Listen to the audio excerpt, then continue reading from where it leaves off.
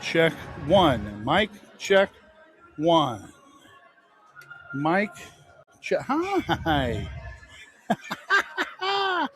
Brad, if it weren't for problems, 99 problems and the audio is one. Brad Blakey alongside John Odle, not just Brad Blakey, but Hall of Fame, West Frankfort Hall of Famer and state first place 1,600-meter run in the IHSA Class A, right? Yes. State finals. Mm-hmm. That's a lot of letters and numbers and stuff to say that you were a good distance runner. Now, I had teased today, Brad, that I wanted to get into the psyche, the mind, the mantra of a runner. It takes someone special to run distance. Yeah, and I can honestly say I can't say I really liked it. It's just sometimes you do what you're meant to do, and had friends and teammates that did it, and it was kind of just a culture. And I mean, no, we didn't look forward to practices. The races were really the easy part with Coach Rice. But just pushing your limits, to the point of exhaustion or puke but you weren't alone. You had teammates right next to you, and that's what made you keep coming back the next day, You talk about teammates. Give me some examples of some of yours, because I know that you don't like talking about Brad Blakey. No, I found that out about you. No, I don't. And don't worry about. We'll talk enough about you. And there's a shoe that I have of yours that if you ever want the other one, you know what I mean. You got to come see me anyway. Right, so, your legacy is going to go on for generations to see who's part of your legacy that maybe isn't on that wall that you give credit to pushing you or being a part of that team with you. Well, everybody that knows, they know, my best friend, Benny Mannion. We played a lot of sports together since 5th grade. We're both equally competitive. And, he didn't run cross country as a freshman. And actually here at this gym, Max Morris, I dared him, because that's what best friends do. I dared him that he couldn't break 18 minutes for 3 miles. And as competitive as he is, and still is, he didn't break 18. He came close, but it was enough to get him out his sophomore year and enjoy this journey with me along with my other great teammates. But I would say just the competition between us two just kind of kept us having a lot of fun playing a lot of different sports. So I tricked him. So you tricked him? I tricked him into coming out. So that's all it took. Oh, boy. And, when people say you can't do something, you want to prove them wrong. And that's kind of what a lot of running is people – you're trying to chase times that you don't think you can get to. And I wasn't a person that were really worried about times. I didn't chase really records. I ran to win and let the results speak for themselves as a team. And it was just good times. Did you hear what he just said? That's for athletes today. He didn't run for a record. He ran to compete with his team and win with his team. If whatever it took to do. And that's a level of sacrifice that I don't want to say today is not a part of the culture, but I think that particular trait is almost, if it's too hard, I'm not going to do it. I'm going to go another avenue. There's probably an easier avenue. No, sometimes the road to success is bumpy, hard, and hilly. We don't have very many champions at the state level. How many do we have? You know that number? No, I don't. I mean, we only have, one team champion. That's the fishing team. Individually, I know we've probably got a dozen or so. But, Dude, come on, I'm sitting next to Rare Air. Yeah. You have, and here's the thing, though. Although you did say, well, that's this and that. I played on a softball team that beat his softball team. So no matter what you want to talk about, you can't beat a champion. We did. We beat a champion that night, and I tell you what, it's that heart, that I don't know, warrior's heart. I mean, playing softball, at our age, that was fun. I had a lot of fun. It was fun competing. That's back when we were younger, and we thought we were old. Yeah, and we weren't. This is not even the old part yet. Yeah. You're going to look at this video in 20 years and say, "I thought I was old then, man. Was I dumb?" I get that. Brad, you got. The difference was that was fun. Running was really never fun, but playing softball was a lot of fun. You went to school here at FCHS. Mm-hmm. What's some teachers that you can remember from the time that you went to school that, and this has nothing to do with athletics. This just has to do with Brad Blakey, who's turned out to be a pretty awesome dude. Like, who are the teachers that you can say, man, they challenged me, man, I liked that class, man, this was a memorable thing. Well, I don't think you can not include Judy DeLapp, Mrs. Little. I think she challenged us all. I think we've all been in there. There you go. We're going to give her a round of applause here for the Bird's Nest. Okay. Yeah. Keep going. Keep going. Well, she also was our class sponsor too. She pushed us. I was in a lot of those hard science classes that I don't know what I was doing, but I end up in Mrs. Stevens' class a lot, and so I'd say she pushed me a little bit. What math teacher did you fear? I want to know if it's the same one that I feared. Well, I mean, I had Mrs. Blackwood most years. Then I think you were in the smart class then. You were my senior year though. I took trig. Man, I'm trying to think. So you were a runner and you took trigonometry? Yeah. Well, I was going backwards. I didn't want to take calculus or pre-calculus, so I backpedaled my senior year because I had all those hard science classes with Mrs. Stevens.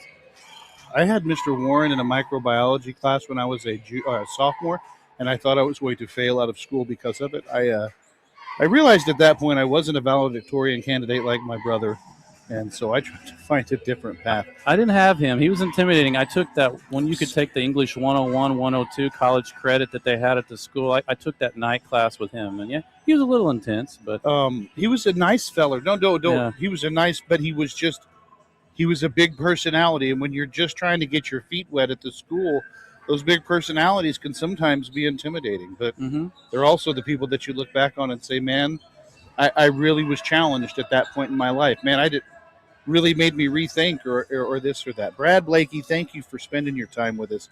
You're going to say thank you to your teammates. Tell them out there now. They're watching.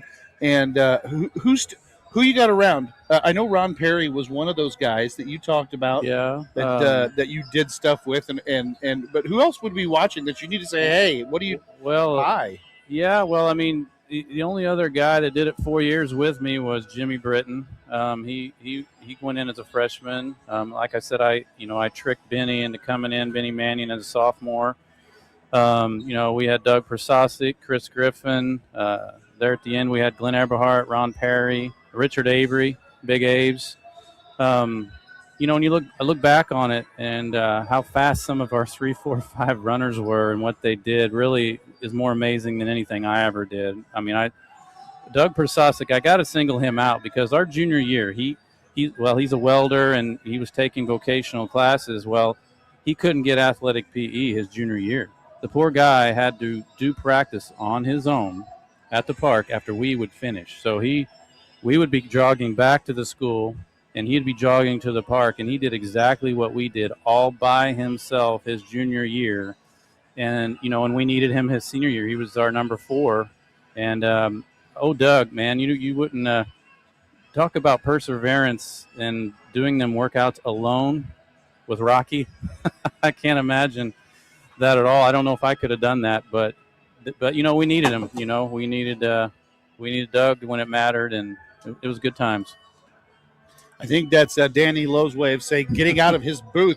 He's ready to start this ball game. They do have 5:50 until the first game starts between Crab Orchard and the Thompsonville Tigers. That's Brad Blakey, 1,600-meter state champion and friend of the Bird's Nest. We will be back in just a few minutes, but there's something very, very, very, very, very important. Brad, you're going to get to see the magic. Most people don't get to see this, okay? This is a process it's amazing. The West Frankfort Redbirds are on the air.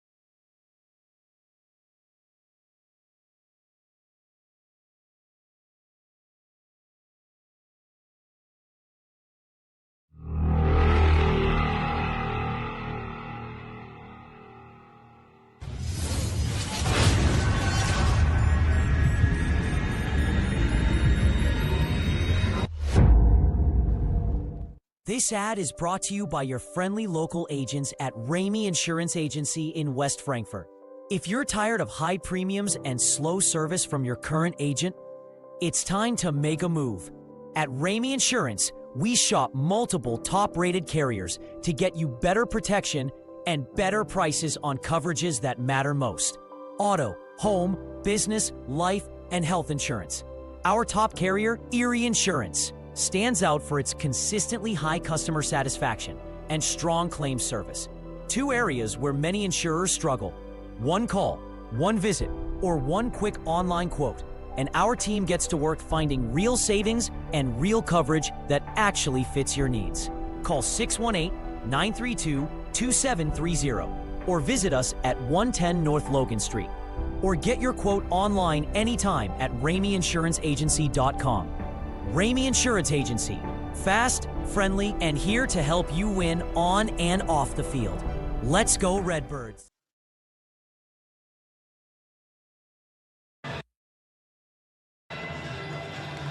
Okay, Redbird, we are back. Okay, we're fixing to start the game between the Crab Orchard Trojans and the Thompsonville Tigers. Just talked to both coaches here a little bit ago. Seems like the flu bug has hit both teams. I know for a fact that Lucas Blades is out for the Tigers tonight. Do not know which two boys. I know Crab Orchard has 3 sick. Looking at 2 starters possibly out.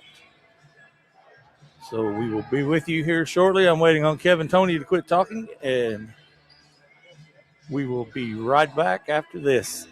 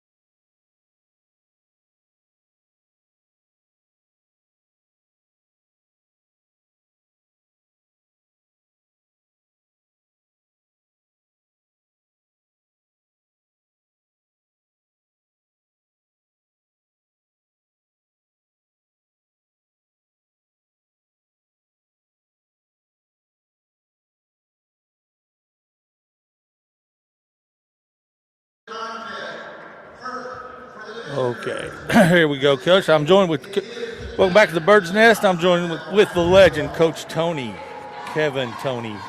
You say legend, but I might disagree with you there. Legend in my eyes, Coach. Legend in my eyes. Well, thank you. I appreciate that. Tom McKay recipient award last year. Yeah, that's when, and it's hard for me to talk about Tom without getting a little bit emotional, but knowing what Tom meant to his players at St. John's and knowing a lot of those guys that played for him, that was a real honor for me. I didn't know Tom as well as I wish I would have. I started here in '85, and Tom was still doing the book, and he was around a lot.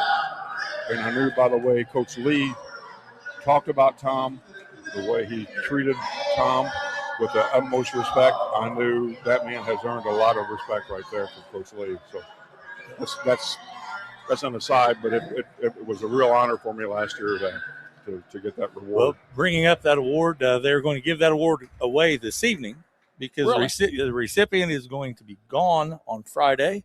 Okay. One, you might know this guy. I mean, if you're a Redbird fan, you might have heard of him. That guy, he could barely shoot the ball. If it wasn't for Shane Grody, he probably wouldn't have done anything. Just a guy by the name of Tim Ritchie. Yeah, I've heard that Mr. Ritchie could throw it in the hole, as the phrase goes. And I used to tease him, Mr. Ritchie, when we taught across the hall from each other, that he may have scored 8,000 points, but he may have also given up 8,001 points on the defensive end. is true. Honestly, I would never let Mr. Ritchie know how much I understood and how much I appreciated his offensive ability. But he's a great guy. He's really and deserving. Yes, really absolutely. Deserving.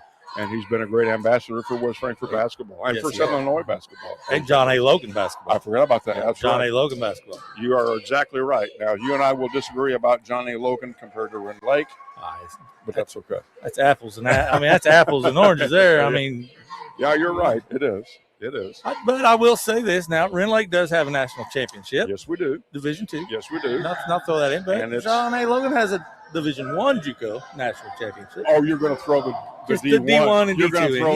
Yeah, just a little, kind of like Class 1A, Right. But and just like everything else in Southern Illinois athletics, boys, girls. You saw Brad Blakey a while ago. It doesn't matter if it's cross country, football, basketball. When we butt heads every week or twice a week against our opponents, whoever represents Southern Illinois will certainly get the support and feel the support from the rest of the South, and it's been that way for a long time. It's exactly. I'm marking down these starters for right now. I know for a fact, I've already said this once, Coach, but you wasn't up here.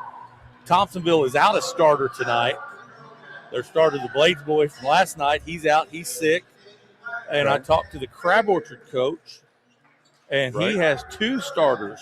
Oh my! That are out, and a third one that is sick. And this will be the 3rd time that Crab Orchard and Thompsonville have matched up this year. 3rd of about 10 times I think they're going to play this season. It seems like that. Yeah. Just before we get this ball game started, on a sad note, talking about Tom Mackay. Sure. I had it on some of my memories today. It was 34 years ago today that Tom passed away.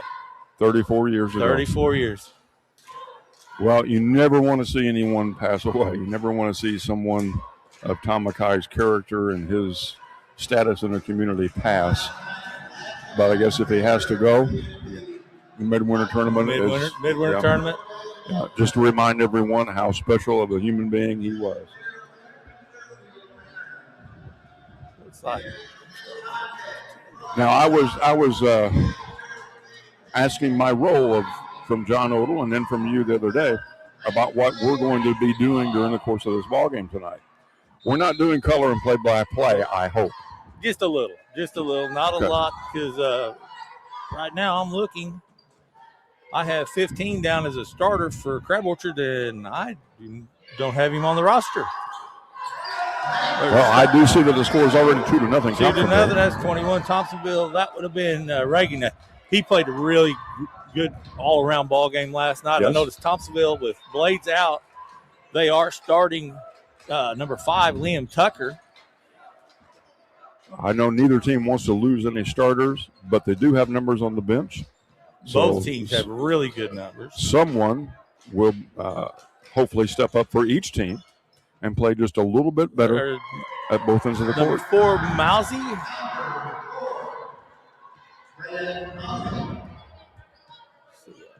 Here, bear with me a little bit. We got a little bit of a late start tonight.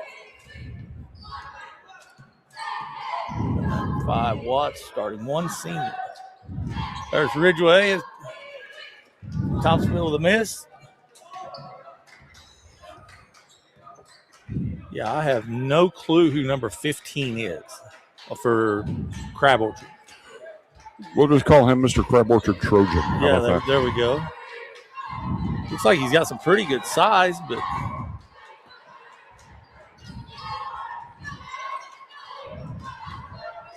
it's number 1, Brody. Oh, I'm sorry, that's Fisher Watts. Both teams are in a man-to-man. I see a little shuffle cut action around the head of the key. Ball screen there by Thompsonville. We'll see if Thompsonville stays with that ball screen consistently. Maybe not every time down the floor. They done a lot of it last night. I'll tell you what, did you get to watch the game last night? Bits and pieces. It was, I'll tell you what, it was old school basketball. I mean, they were on the floor the way you really like them to play.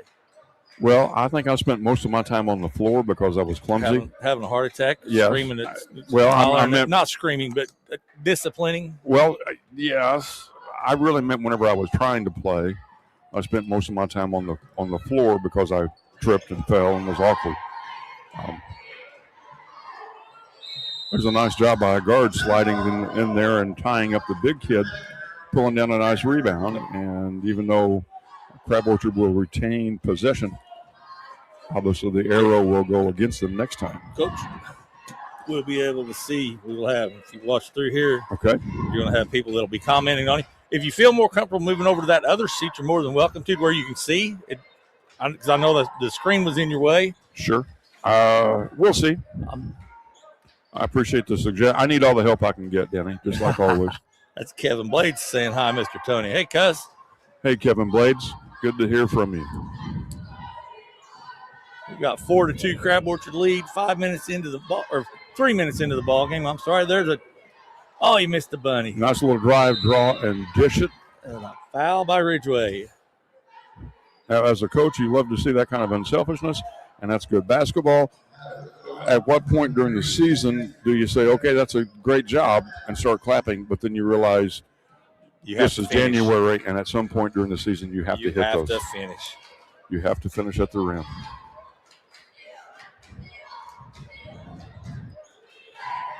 I see Thompsonville is trying not to switch on screens. The last 2 times down the floor, maybe the second 2 possessions ago, and then that possession, they're not switching on screens, which means theoretically the cutter should be open. And if the cutter is going to be open, then obviously Thompsonville will have to help on that cutter temporarily for a second or so until the Thompsonville player being screened can recover. Oh, there's a pick. Good hands there. Yes, it was. Fisher Watts bringing it up. Down Nice low pass. to the big man. Oh, big man scores. That was pretty right there. Yeah, that receiver, the passer on the wing there for Crab Orchard, didn't have to look to see if his buddy was open. He knew it was open. He didn't have to hold on to it and make sure. Just boom, boom. It was a touch pass. It was boom, boom.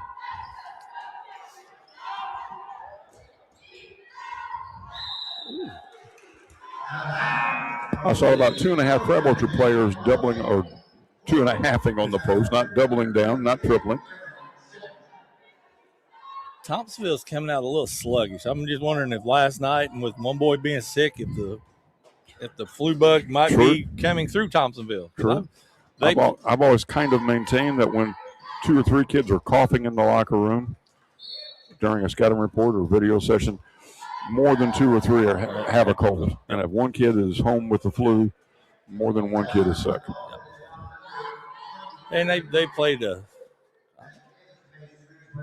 Thompsonville might have subbed once in the second half last night. Oh, I didn't notice that. Long 3 from Watts. That was deep. I didn't notice the backspin on that ball to see if he had enough backspin on it, but it looked like a good ball. This time, Crab Orchard is kind of bodying up, and so one. to speak. There we go. That's number 30, Levi Lopez. I'm on the wrong one. That's my bad. Thompsonville fans are going to kill me. That was Marino. I'm sorry. I didn't know Marino. He called his name last night probably 10 times. That time, Crab Orchard got caught behind the post player. He was trying to body up a little bit, give him a little bit of a forearm, not push, not shove with open hands, just being physical in the paint. That's a different way of defending the post. I've seen our kids front the post very well, and it's kind of a rule of thumb that regardless of how you defend the post, regardless of how you defend screens, your job is to take something away, and then obviously if you take something away, you're also giving something else up. So that time he was playing behind the post, allowing an easy post entry, but they doubled down last time pretty well. We'll see how they play the post another time or two here. There's another shuffle cutter in the head of the key. Good balls movement. Penetrating almost to the rim. Young man left it short. Rebound by Gaither. Brings it out. Thompsonville's ball. Ridgeway bringing it up.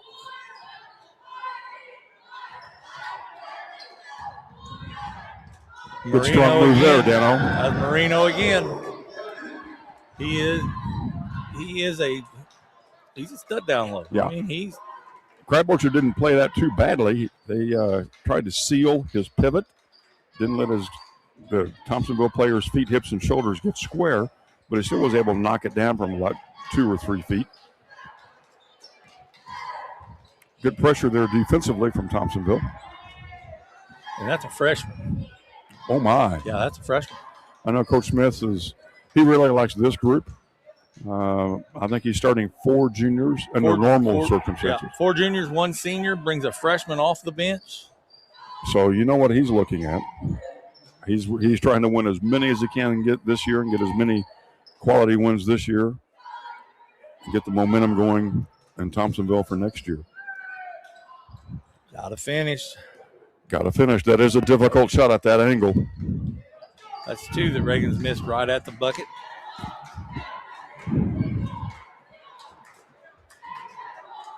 Trent Miller says hello from Lakeland, Florida, and hello, Coach Toney. They must have an extra long extension cord to reach down to Florida. They have a big one. Speaking of Thompsonville, they're young. Crab Orchard. Once again, Crab Orchard playing behind the post, allowing a post entry pass, but then they're going to try to give help from the perimeter. Thompsonville player didn't quite get square that time, and there's a foul call. Yeah, Crab Orchard started 3 sophomores. Okay, now here comes another bigger player for Crab Orchard. I would assume he's going to go to the post. That was number 15 again. I still don't have his name. Nice little play there. Our kids run that. Coach Serdich does a great job teaching it, calling it in the right time. Nice little, all it is just a back screen and a lob. Nothing complicated. There's a good screen on the left wing.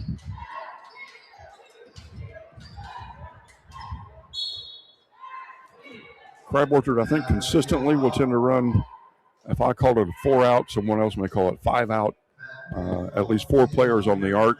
Other player may or may not run the baseline. Sometimes he's facing the basket, also on the arc.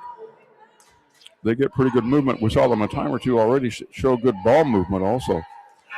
They are moving the ball very well. It's really difficult for high school players, high school teams, to get good player movement and at the same time, same possession, get good player movement. But 2 out of the last 4 trips, I've seen good player movement and also good ball movement. Anytime you do that, you might not score, but at least you're doing a lot of things right, and you stand a really good chance of being successful. Braden Miles ties the ball game up, 9-9 with a minute left in the first quarter. Crab Orchard now in a zone. Yeah, Can you believe I said the word zone? Yeah, we're on a little 1-2-1-2. I thought it was a 2-1-2. Maybe one young man is extending a little bit just to put pressure. Nice cut, nice pass. It is January. We kind of need to finish that, Thompsonville. Long 3, in and out. And next year at this time, we'll be worried about the shot clock. Yes. Correct? Yes.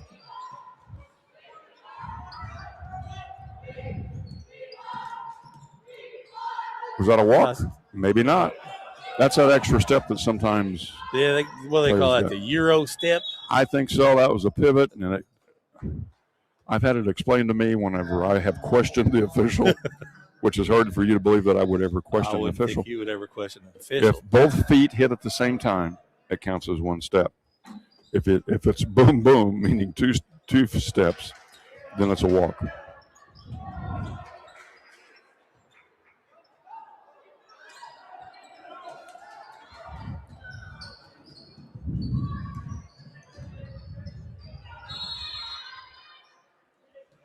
A little bit sloppy here the last 30 seconds or so. At both ends of the court. 3.5 seconds. You have time to get a screen or 2. Otherwise, it's probably going to be a quick hitter. Or just pass it inbounds and hit a 3. How about that? Hey. Pass it out, hit a 3. Just it left him wide open. That Liam Reagan with a 3. Maybe Reagan's problem is he's too close. Could be. He's got to move out to shoot the ball. Could be. I was looking for the young man making the inbounds pass to throw up a thumb or a fist or a double fist or something. No, he's going to pass it to his buddy. Hit it. Yeah, no big deal. right, let's go to a commercial.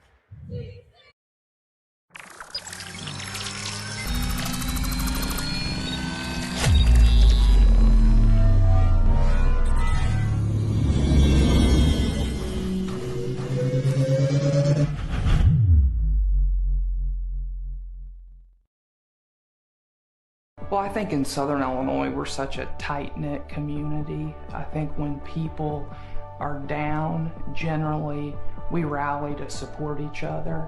And I think our charitable causes are kind of like the backbone of that. So we have many groups, whether it's children's shelters or law enforcement causes or veterans issues, that they need our support financially, they need our support in the community.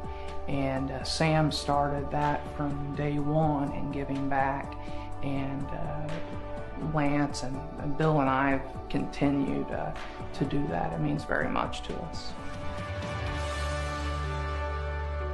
And didn't need no stinking plays. No, just throw it in and let him shoot. There's another two-cutter screen at the head of the key. Out of control again. Well, looks like they're sticking with the same lineups they started with. There's a long three. It's kicked out. Thompsonville.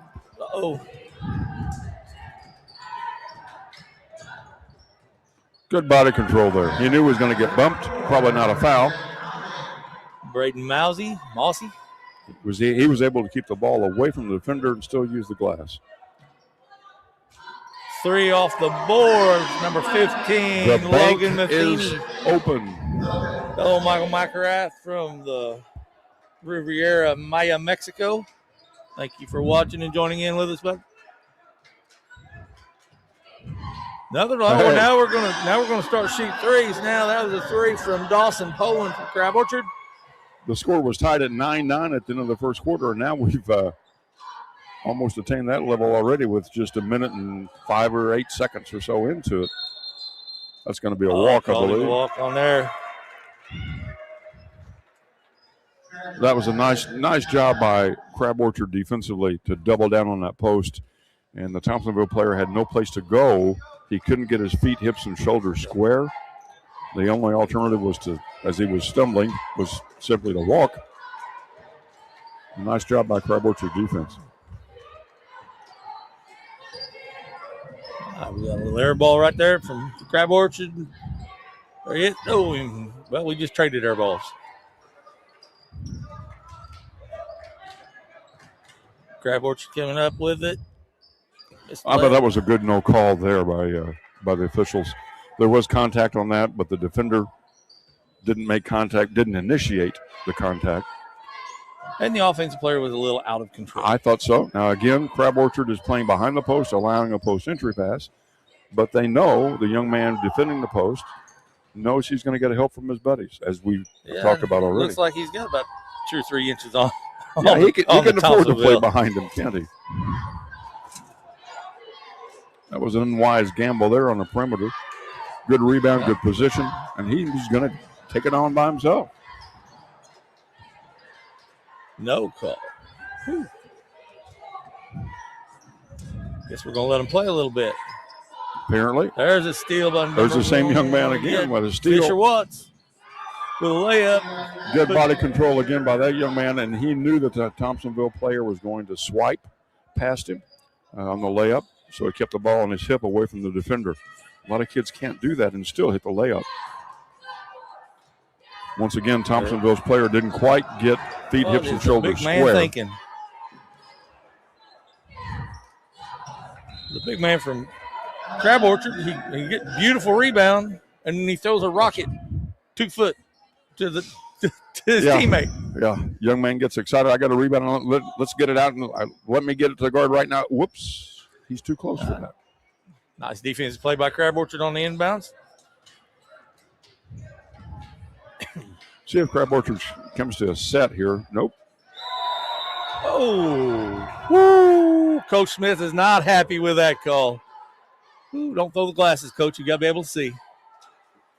As a big man down low, that's a tough call. Is he expressing his disagreement with that?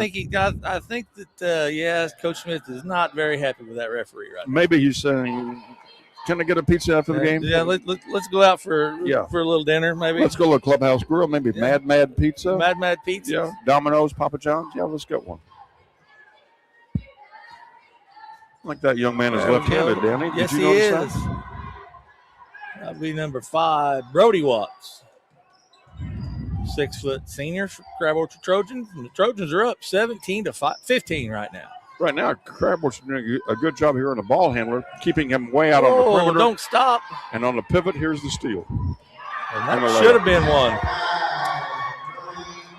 That's Brody Watts again. That's an excellent example there of one defender doing an excellent job on the ball handler and his teammate getting a steal and the layup. Now they're still picking up about one step off the arc. That's too easy. That's too close. Good job there by the Thompsonville player to draw the foul in traffic. One thing I did see from the Thompsonville player, whenever he made a mistake, one of the main rules that you've taught me for years, when you make a mistake, don't hold. All right, that mistake's made. Now keep hustling. Yes. Keep hustling. Yes. Don't look at the coach. Don't look at your mom. Don't give up on the play. Don't give up on your play. Go. Don't complain to your buddies. Worry about the now. Get your butt back on defense. That's right. Worry about the now. We'll worry about that one another time. We'll talk about that tomorrow in practice. See if Thompsonville runs a stunt from either player there. 30 is cattywampus to the lane. Nope. Nothing special. Nothing spectacular. But he is setting his opponent up if he wants to go back door and go behind him there. Ronnie Duncan pulls Thompsonville 2 free throws within 2. Long 3. And over the back call against Brody Watts. No coach wants to have players injured or sick and out at any time. But you kind of hope as a coach that a player will do the one thing that every player can do to help us. And not just hustle and listen, pay attention, but simply rebound. Good hustle there going down on the floor. 3 guys on the floor. I'm sure players on both teams tonight, because of the illnesses, will get more minutes from 2 or 3 or 4 players. You can shoot it too much, you can dribble too much, sometimes you can pass too much, but you cannot rebound too much. And the end of the ball game for the Thompsonville Tigers, you listened to us last night, had Rhett Mullins on. His boy Riley Mullins is checked into the game. Riley didn't see any playing time last night. So Coach Smith's playing 2 freshmen right now. He has a lot of confidence in those young men to play. Yes, he does. And good for them also.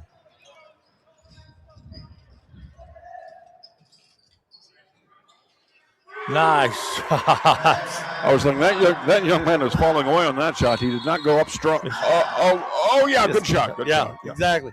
Hey, Coach Smith wants a timeout for the Thompsonville Tigers. He is not very happy right now, which that's decidedly so. A little bit more than 3 minutes left. Thompsonville's down 6. It will be their ball next possession, whether it's the start of the third quarter or maybe in a tie up here. But we'll see what kinds of adjustments he makes. I don't want to try to read his lips, but I see him looking at 3 or 4 players, touching their chest and giving them eye-to-eye contact. And just watching the huddle, I see almost every player looking and listening to him, looking at him, listening to him, whether or not they are in the game or wearing their warm-ups. And that tells me that he has a lot of kids' attention all the time. I'm not surprised by that. He does a great job. Whenever Coach Smith came in, whenever we done that interview Sunday night, he made I don't know if you got to hear him or not, but he made the comment. He schedules his games up. Whenever he's playing, teams, right? He wants to play a tougher schedule. Sure. He'll take his lumps in the early season, right? December, January. Then come February, they're a little bit better. Team is better. Yep. That's difficult to do sometimes. You kind of have to pick and choose which tournament you want to be competitive in, or do you want to win your conference? It's a difficult task to have that balance sometimes.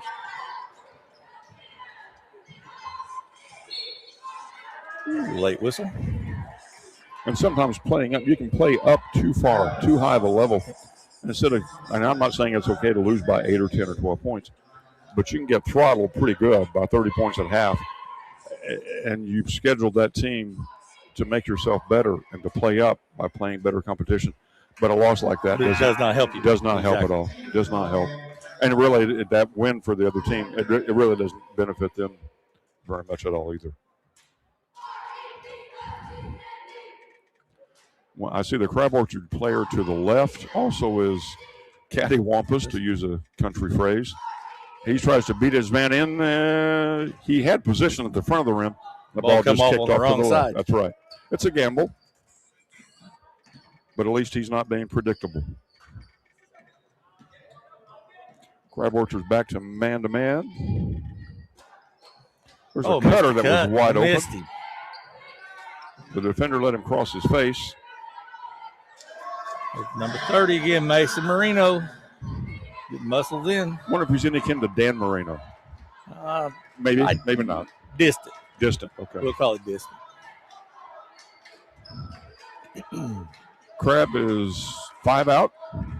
There's the screen at the head of the key. Nothing happening right now.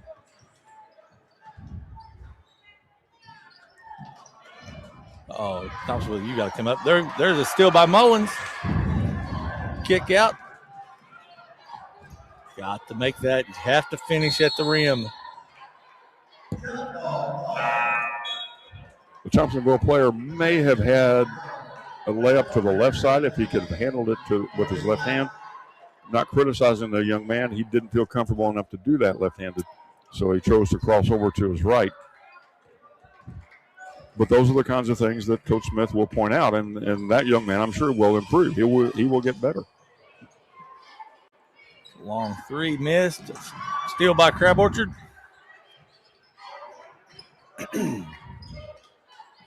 Block by Duncan.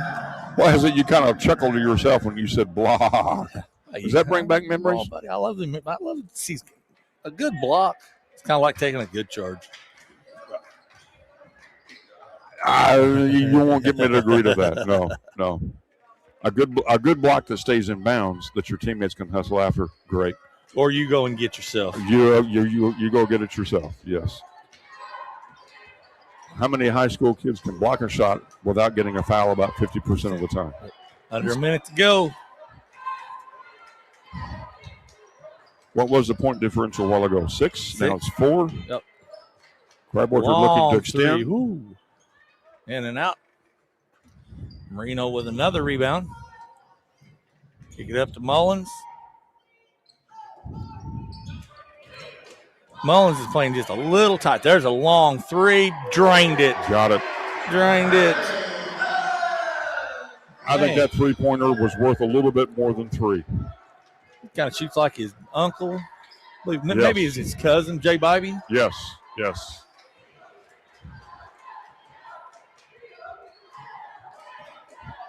Crab Orchard has them spread one-on-one to the rim. That's relatively uncontested. Ball inbounded with about 6 seconds. For Braden Mousy, never bring her up. 3 long. Didn't get his right foot through. Nope. Did not quite get scored. Oh, I thought he was going to get that tip in. And at the half, it's Crab Orchard Trojans 25. Thompsonville Tigers 22. I'm going to do a 10-minute halftime intermission, so we will be back shortly. You're listening to the Bird's Nest on Rent One and Mobile Man Music Media. Flag Store is the source for all your flag needs. We have thousands of flags to choose from. Military, U.S., state, country, and custom flags. Hats, lapel pins, and stickers. All of our U.S. flags and flagpoles are made in America. Majestic is the Tri-State's largest supplier of flags and flagpoles, residential or commercial. Professional installation and repair available. Majestic Janitorial Supply and Flag Store, located next to Harbor Freight in Marion, Illinois, or online at majesticflagstore.com.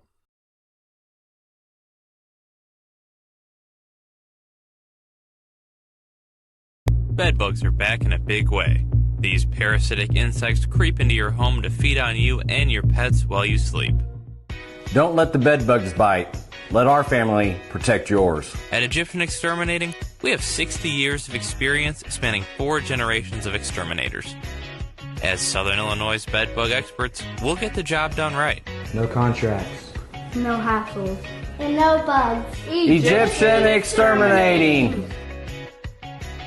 This ad is brought to you by your friendly local agents at Ramey Insurance Agency in West Frankfort. If you're tired of high premiums and slow service from your current agent, it's time to make a move. At Ramey Insurance, we shop multiple top-rated carriers to get you better protection and better prices on coverages that matter most. Auto, home, business, life, and health insurance. Our top carrier, Erie Insurance, stands out for its consistently high customer satisfaction and strong claims service. 2 areas where many insurers struggle: 1 call, 1 visit, or 1 quick online quote. And our team gets to work finding real savings and real coverage that actually fits your needs. Call 618-932-2730 or visit us at 110 North Logan Street. Or get your quote online anytime at RameyInsuranceAgency.com. Ramey Insurance Agency. Fast, friendly, and here to help you win on and off the field. Let's go Redbirds!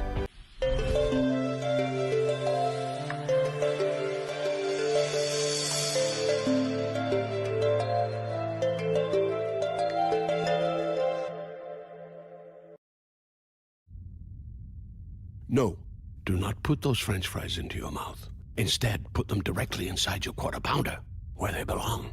The hottest, juiciest Quarter Pounder yet. It's perfect. Made perfecter. Ba-da-ba-ba-ba.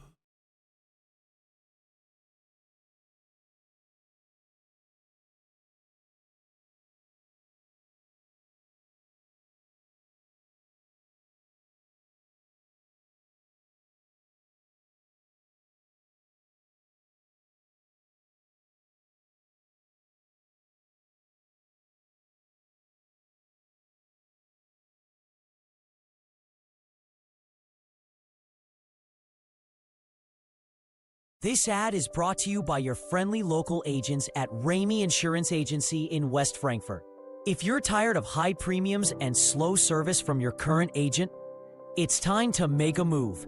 At Ramey Insurance, we shop multiple top-rated carriers to get you better protection and better prices on coverages that matter most. Auto, home, business, life, and health insurance. Our top carrier, Erie Insurance, stands out for its consistently high customer satisfaction and strong claims service. 2 areas where many insurers struggle: 1 call, 1 visit, or 1 quick online quote. And our team gets to work finding real savings and real coverage that actually fits your needs. Call 618-932-2730 or visit us at 110 North Logan Street. Or get your quote online anytime at RameyInsuranceAgency.com. Ramey Insurance Agency. Fast, friendly, and here to help you win on and off the field. Let's go Redbirds!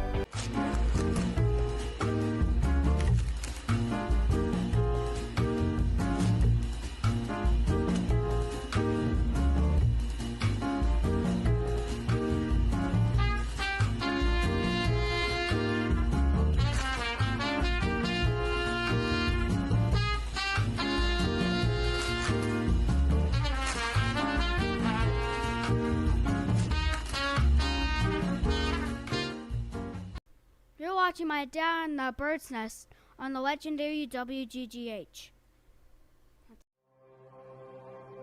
Sam Mitchell and Associates have been around for a very long time. We're celebrating 50 plus years of Sam being in practice. Well, I think in Southern Illinois, we're such a tight-knit community. I think when people are down, generally, we rally to support each other. A lot of times we get to know the clients that we represent very intimately. We know their everyday living habits. We know what they go through on a daily basis. From our point of view, it truly is a calling. It truly is important to us. It truly is a commitment to each client. that they receive justice. We had an understanding that we would do whatever we could to help our clients. It doesn't matter whether it's a large case, a small case, monetarily, they get treated the same. Our clients that come to us at very trying times, not only of what they go through when they're injured or when they're in the crash, is what can happen after. Their life gets really turned over. And we can do a great deal to restore that, to make it as best we can, as close to what it was before it happened. When you meet with a personal injury attorney, you probably didn't want to be in the situation that you're in. Life's probably pretty tough, maybe a little scary at that time. You have medical bills that are coming in, you're maybe off work, maybe not able to take care of your family in the way you had before, not able to do leisure things like you enjoy, like playing softball or climbing your deer stand or fishing. You know, I can't play basketball anymore, or whatever hobby it is that you love to do. A lot of bad things happen, and a lot of people don't know what to do or who to turn to. Most people, if they go into the emergency room and are handed a bill for thousands of dollars. And medical bills have skyrocketed. I've noticed in the last 10 years that if a person's in a car accident and is taken to an emergency room, the bill's going to be at least $10,000. 10 years ago, that bill might have been $1,500. Then the insurance company starts sidestepping and avoiding paying in a prompt way. Well, the world keeps spinning, the bills keep coming in, still got to pay for your truck, still got to pay for your house. That's scary stuff. And I think that's where we step in as the experts and identify those needs and know how to deal with these insurance companies taking advantage of these people. Our potential clients that will call and they'll say, we were in a car accident or whatever the situation was, and the insurance company has called us for the other side and said, you don't need an attorney. And when that is said, I usually tell the person, that means you do need an attorney. Insurance companies would love for anyone that's seriously injured to not hire an injury attorney. And everybody, I don't care who you are, you're a claim number to these insurance companies. You're not a person that has children. You're not a person that has a husband that you're caring for. You're a claim number to them. They want to keep their money in their pocket. They don't want a serious personal injury attorney fighting on the other side. They don't have your best interest in mind. They have their bottom line in mind. And that's why you need somebody that can level the playing field and take the fight to these companies. I'm a warrior. I think in those circumstances you must have a warrior. Without that kind of representation, those people will succeed in taking advantage. Otherwise, why would they be trying it if they hadn't succeeded from time to time? We'll put a stop to that.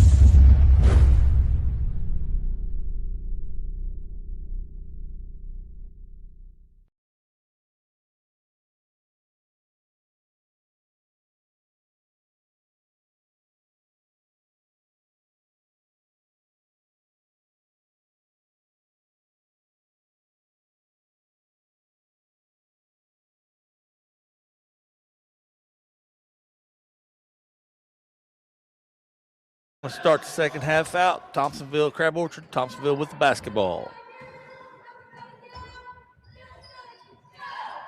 Nice little cut. Mullins in. Looks, it's a foul on from Mullins, number 1 for Fisher Watts.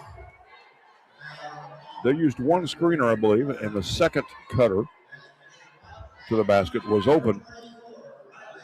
Sometimes if you're not sure if a team is running a zone or a man or a matchup zone or one of those funky hybrid things, if you run cutters at them, you can maybe tell if it's man or zone. But if you run the second cutter at them, the second cutter stands a pretty good chance of being open if it's against some kind of a matchup thing. And I'm not sure what Crab Orchard was in that time, but it was a pretty good call there by Coach Smith to run a second cutter situation. Thompsonville's picking up with a little bit of pressure here. I think that's about a diamond and one, maybe not quite three-quarter court. They're going to go zone press and fall back to... Oh, Mullins with a block. And Crab Orchard, number 2, Dawson Poland, 6'1" sophomore.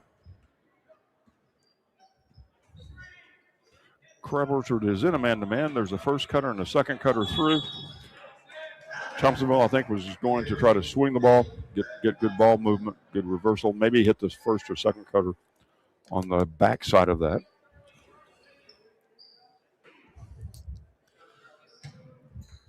Mullins with another 3. A little short off the front iron. Crab Orchard runs it down.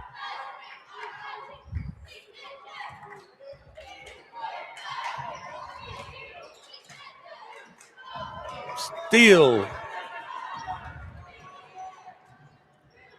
Oh, you have to finish that. Ronnie Duncan with a nice steal. That wasn't a charge. It wasn't a block. It was a no call. I think the defender would have stood a better chance of getting a charge call had the young man driving hit him right square in the chest from nose to navel. What? I don't understand what this referee just called. I don't either. He was pushing forward like, he called it against number 1, Fisher Watts from Crab Orchard. I really don't think the other referees knew what he'd called.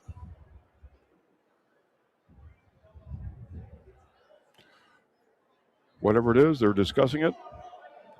They're going to be on the same page. They thought it was going to be Thompsonville's ball underneath. He called against number 1. The only number 1 on there is from Crab Orchard. Okay. Here's Thompsonville, little diamond and 1 press. Oh. I still haven't gotten a look to see if they're falling back from a zone press to another zone defense in the quarter court situation, or if they're going from zone to man. When you go from zone to man, it's kind of breaking an unwritten rule, but it can certainly be done. There's the second cutter again, little rotation. Ball reversal, not quite. Nice little hesitation. Nice move. Good reverse layup. Liam Reagan. Now it's not a zone press. Instead, it looks like it maybe is a zone trap in the half court. Left him wide open. Give it to the Good big ball man. movement. And he makes it. Number 15, Charlie Ford. We finally found his name out at the... Crab Orchard did a nice job there, even though one young man was trapped with elbows all in his face. He did a nice job in not panicking, understanding that someone has to be open. Good strong move, nice left hand at the rim. Marino for Thompsonville. I think we're looking at a 1-3-1 now. Half court trap. They're trapping high. Good ball movement will generally take care of that. Can you tell I don't particularly care for zones? I knew that whenever I was a freshman in high school. I think a young man by name of Doug Ciccone learned that even in first hour PE in August one year. A zone certainly does have its place. I understand that. But 5, Brody Watts to the line, hits the first one. It's Crab Orchard up by 2.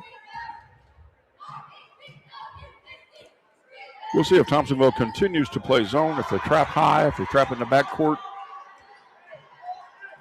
You don't expect it to be successful every time, but we'll see if the general flow of the scores will be a little bit closer throughout most of the second half because of coaches switching defenses. Crab Orchard tipped it. Looks like went off of Mullins' hand for Thompsonville. Crab Orchard's ball.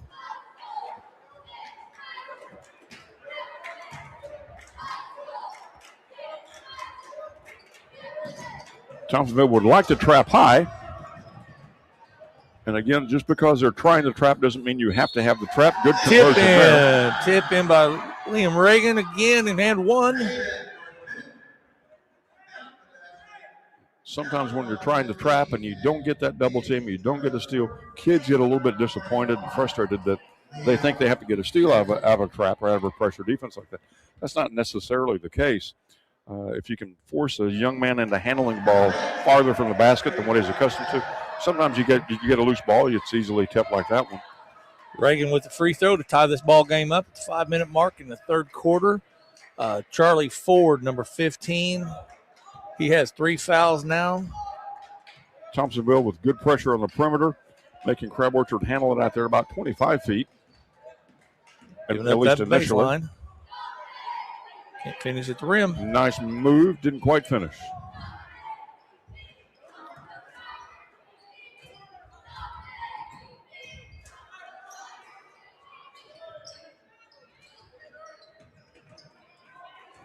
Thompsonville's hanging around here defensively, trying to pick up a tip or deflection. Didn't quite get it. He called that Euro step a walk. Yes. Instead of being a boom, it must have been a boom, boom. Yep. Bart Sloan says, hey, Danny and Coach. Hey, Bart Sloan. I enjoyed our little get-together at your place the other night.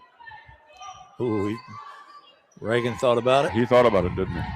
Just wall up there, young man. Good decision by the offensive player to kick it out. Thompsonville kind of standing around right They now. They are. It's the end of the big man. Good left hand there at the rim. That's Marino again.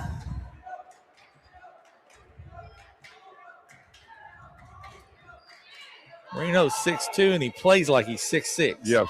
Yes, he has some length and some athleticism to him. We'll see if Thompsonville can keep the ball out there. Nope, not that time. Can make them handle it out here at 22, 25 feet. It makes every pass a little bit longer, a little bit more difficult. That was a good pass there. That wasn't so difficult, was it? That's been Braden Mousy. Now, to me, that Thompsonville defender should have took a charge right there. Yeah. I didn't quite notice how much contact was there, if it was a half a pull-up or half of a layup.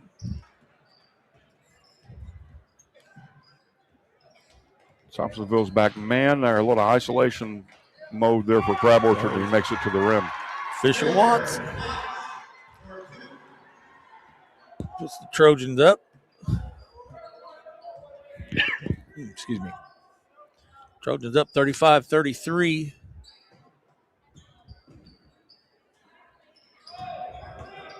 That was a good job there by Thompsonville's point guard. Not just penetrating and passing, but he took it to the gap. Ridgeway. Made both defenders kind of collapse on him a little bit instead of just one defender guarding and helping. Ridgeway's sister plays for the Ladybirds. That's right. That is right.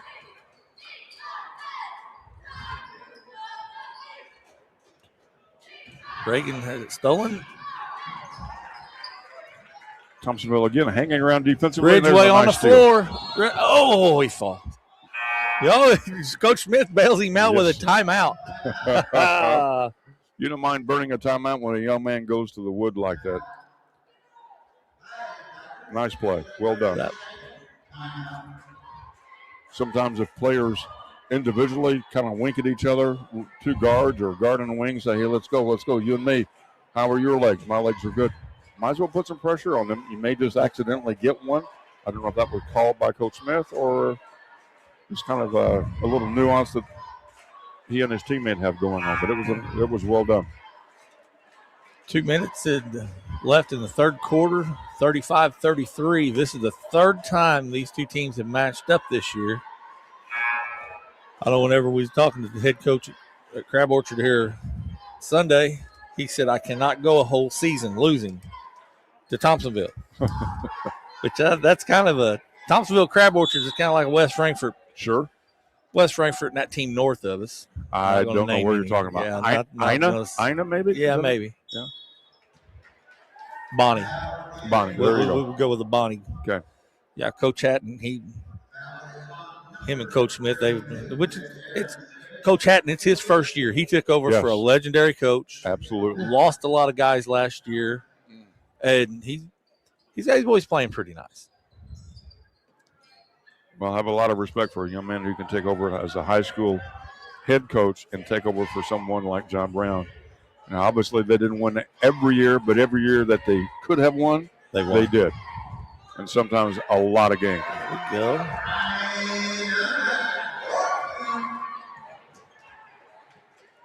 A little two-guard pressure there.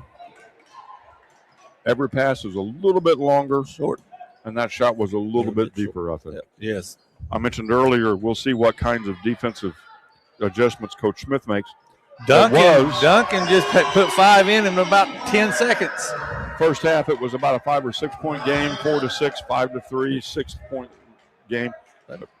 Thompsonville was behind, and now with our defensive pressure and Coach Smith changing defenses. Yeah, Thompsonville's coming out on fire at the end of this third quarter. They're up 3. Now they're up 3 with the ball with 45 seconds left in the third. Mullins with 3. Off. Nice rebound there. It was not Marino over the back. With a rebound.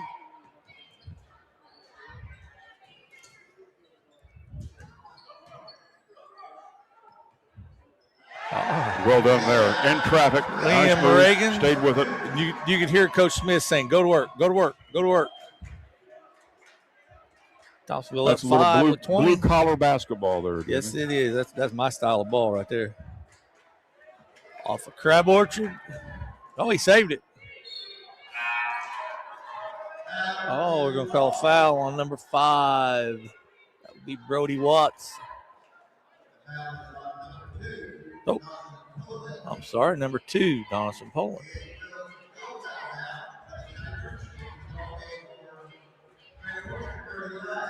Crab has one young man up the court a little bit, so they can't just walk the ball in. We'll see if Thompsonville gets a good look and maybe a chance for a stick back. Maybe no stick back now. Good play short. Had to force it just a little bit. We end the quarter. Thompsonville Tigers 40. Crab Orchard Trojans 35. We will be back. You're listening to the Bird's Nest on Rent One and Music Man Mobile Media.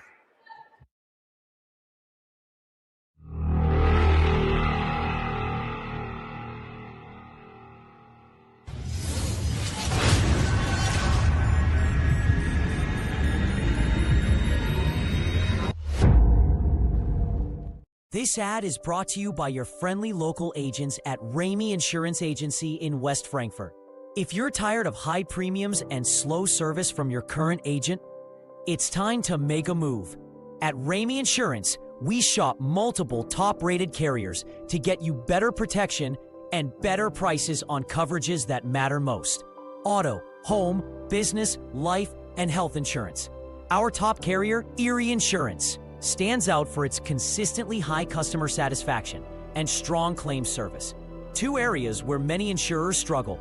1 call, 1 visit, or 1 quick online quote, and our team gets to work finding real savings and real coverage that actually fits your needs. Call 618-932-2730 or visit us at 110 North Logan Street. Or get your quote online anytime at RameyInsuranceAgency.com. Ramey Insurance Agency. Fast, friendly, and here to help you win on and off the field. Let's the ball. What was a Thompsonville deficit for most of the second quarter and most of the third has now blossomed into a 5-point lead with the ball to start the rebound fourth quarter. By Reagan again. We'll see if Crab Orchard can make any adjustments. And close the gap here a little bit. Post high offense with the ball screen. Swing it to the other side. Throws it in. Marino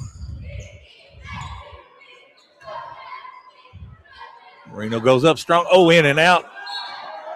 And one by number 21, Liam Reagan. Nice stick back right there. Yes, it was. Nice stick back.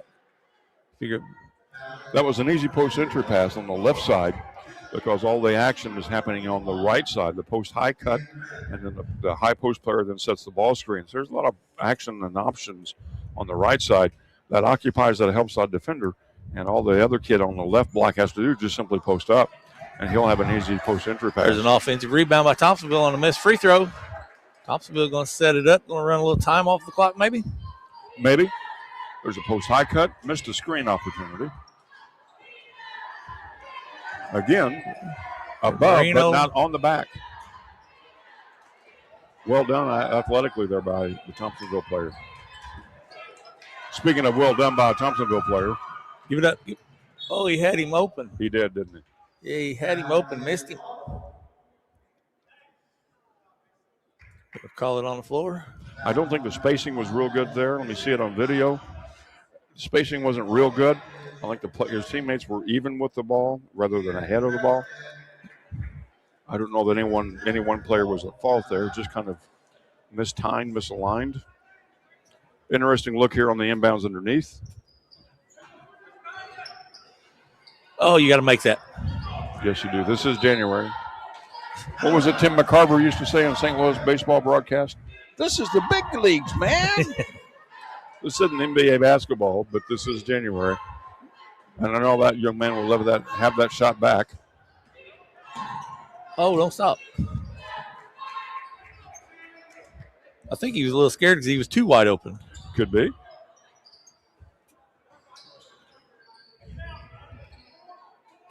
Good job by both the offensive post player and the Crab Orchard post defender there. Get him on there. There it is. Go. There it is. Nice. Nice, Liam Reagan, nice little drop step. The help side defender wasn't there. Crab Orchard has good spacing here. A little bit of movement away from the ball. That's always great to see. Oh, he calls Mullins a little reach in. I saw 3 Crab Orchard players try to set screens, and their buddies didn't use them. Another time or two, Crab Orchard cutters were looking for a screen. It's not bad basketball. They're just not connected.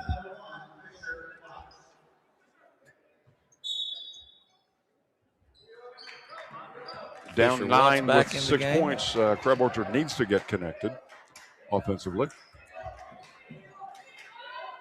Now let's see what they can do.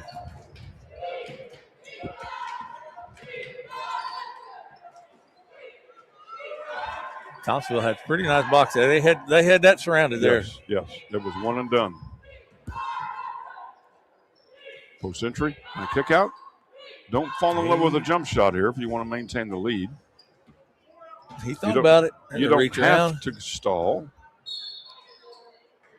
Nothing wrong with a jump shot if your teammates are there ready to rebound. And if it's your shot, take it. But up 9 with 5.5 to go, just don't fall in love with it. And they didn't.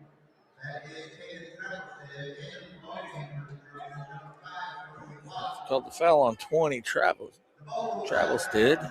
Crab Orchard is not guarding the passer, which means he's able to help out on someone who gets loose. Kicked it away, missed it, kicked it away. Very opportunistic there. Marino again.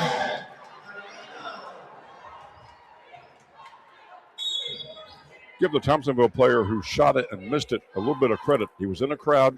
I don't know who he was or wasn't fouled, but at least he got the ball above the rim and gave it a chance to go. That was Reagan, Thompsonville.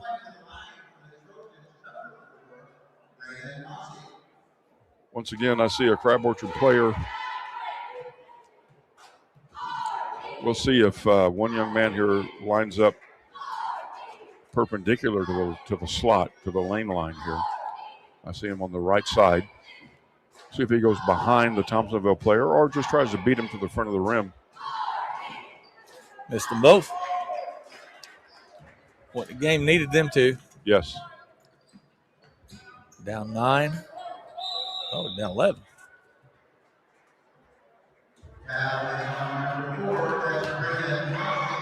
I must have had you in math. I've done the same thing many a time. We will see if Thompsonville can handle the pressure, handle the traps. They can hit free throws. And next year, of course, we'll have to worry about the shot clock also. Yes, Thompsonville's in the bonus already. I would ask you, does that mean bonus or does that mean double bonus? But Double there's bonus. No such thing as a bonus. Yeah, no such thing as a bonus anymore. I kept saying bonus the other night. John's like, hey, they get 2 shots. Whatever happened to 1 and 1? Yeah. I know changes. Old people like me don't like changes. I guess it's for the best. I don't know. Well, I mean, back when you had the 1 and 1, you knew you had some fouls that you could give at the end of the game. Right, exactly. A missed shot by Crab Orchard. Thompsonville's going to try to extend their lead out. I hope for Crab Orchard players' sakes, for the sake of their psyche, it doesn't go from 13 now and get sloppy and start taking ill-advised shots. Well, like there's that. an advised shot. That's Fisher Watts with a 3. That put it back to 10 with 4:32 left. We got a timeout on the floor with Crab Orchard. But I'm hoping that Crab Orchard will at least make one run at them rather than start playing sloppily and kind of giving Thompsonville an easy run for the next 4 minutes and 32 seconds. And that shot right there is just indicative of the kind of coach that this young man is here. Gets the ball into the right player's hands at the right time, lets them make the decision. So we'll see if that's just one shot or if they will continue to make a run here at Thompsonville. Looks like where they're setting up, they might be planning on a little press now. We'll see how many coaches will be writing things like Crab Orchard down by 10, but they did not give up. Exactly. Trojans are not giving up in this game. Those kinds of things are going down in their scouting report. We'll see. It'll be interesting for the next 4:32. We'll set up full court press. This would be a Jason Wollard, Jason Sloan dream. There it is. Nice left hand, one-handed. Yeah. Although Jason L. could have put a little side spin. Oh, that would have curved right into Sloan's hand. Or a slider or a knuckleball or something. And he could do it from 60 feet with a basketball. Not just 60 feet, 6 inches with a baseball. Yeah, exactly. I mean, and I don't know how in the world Jason Sloan ever learned to catch it because it never went straight. But it would always fall in his hands. He didn't have to worry about it. Yes. I mean, it would just fall in his hands and he would just go up with it and score. His baseball pass with a basketball looked as bad as my tee shot would look in golf. It would have that much spin on the ball to get that good a bite. Nice entry pass. Oh. Yes, it was. You know what? There's a good example there. Young man, the Thompsonville player who caught it on the post. Nice pass, like Danny said. Lost control of it, but didn't get mad at himself, at least not outwardly that you can see. And he went to the floor to go get the ball. And here they are up 12. So that shows a pretty good, intelligent, under control player there. I'm kind of agreeing with Coach Smith on this, and I'd like to know what that call was. They called a foul on him, but right, Marino, but ticky-tack. I've heard that word. I think you've used that word a few times. Ticky-tack, and you're not talking about breath mints, are you? Exactly. Yes. This has to be one of the frustratingest things for a coach. You've coached many years. And I'm not knocking referees by any way, shape, or form, but they will let you play for 3.5 quarters, right? And then all of a sudden, hey, we're just going to. If you breathe on him, we're going to call him. Yeah. We're going to call it. Yeah. That I'm sorry, but that's one of my pet peeves. That irritates me to death. I made the comment last night. I don't care if a referee's bad. Sure. As long as he's bad for both teams, right. and he's consistently bad. Right. I over the course of the years whenever I was head coach, it was remarkable for me to learn well, a lot of things that I learned, but how supportive head coaches are of one another. Whether one coach is losing 20 or 25 games, there's always a call, a text, and email from his other coaching colleagues or from around Southern Illinois in support of that person. I've also learned that the referees really do care.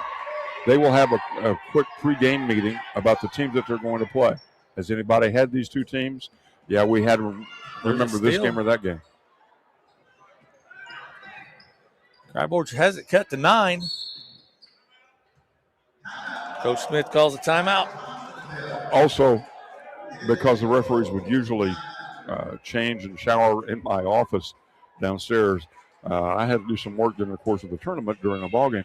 So the referees are always coming and going and leaving and refereeing, and there's always referees in there. And it was very apparent to me right away that after the game, an official would say to his buddies, "Do you think I missed that call? That charge block, that walk call? Do you think that shot was good or not?" And his buddies would be honest with him. And that's what you should be. That's what they should be doing. And they wouldn't be necessarily openly negative, but they would critique him and say something like, "Well, were you straight lined?" I've never heard of that term before, but I soon figured it out. Oh, these guys have their own lingo. These guys communicate about the game that they just did or that they're doing if it was at halftime. They really do care. They really are conscientious. It's one of those things just like a coach. If I do something wrong, you're going to tell me I've done something wrong. So, they, in all reality, they're being held accountable by their peers. Yes, by their peers. And that's the way it should be. Yes, yeah. And I also learned the hard way, I guess, through trial and error, that if you treat the official with respect and ask him or her if they got a good look, are you sure? You'll always get an answer. And even one official, and I won't use the name on the air because they'll think I'm trying to suck up to him, was known for a quick whistle and a quick technical. And I asked him, I said, "Ted, are you sure you got a good look at that one?" And he said, "Kevin, I think I may have missed it." Can I get that in writing, Ted? Yeah. Not a chance. Yeah, write that one down. Have that one. But I'm not going to tell you who it was. I'm not going to tell you that. We're still at a 9-point lead here for the Thompsonville Tigers. It's coming down to ball handling and not turning it over and shooting free throws. And Crab Orchard trying to get the best look they can get fairly quickly.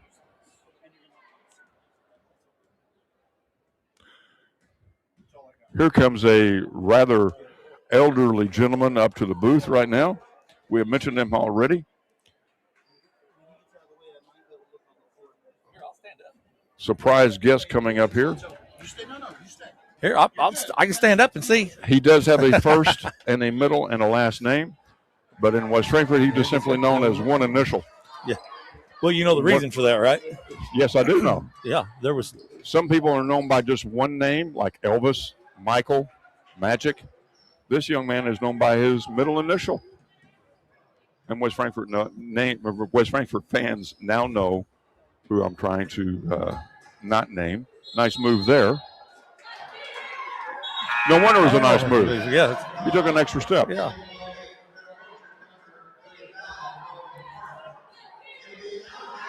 Yeah. Thompsonville will extend with 1 or 2 defenders, 1.5 defenders, just to slow down Crab Orchard. I don't think they're going to extend and double team.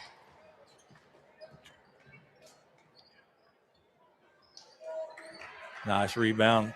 Crab Orchard hanging around trying to get a tip or a deflection. And there's the foul. Yep. That's on Braden Mousy. That'll be his third. I see Tim Ritchie in the house. Tom Mackay Award winner this evening. I do see Tim Ritchie. They're going to give that to him tonight because he will be out of town Friday. Is he traveling with volunteers? I'd say probably. I'd say. There's Reagan with the first free throw. Put Thompsonville's lead up to 11. Thompsonville player there on the left side. Just gives a token look. Gets a hand on it. And they get a foul. Huh.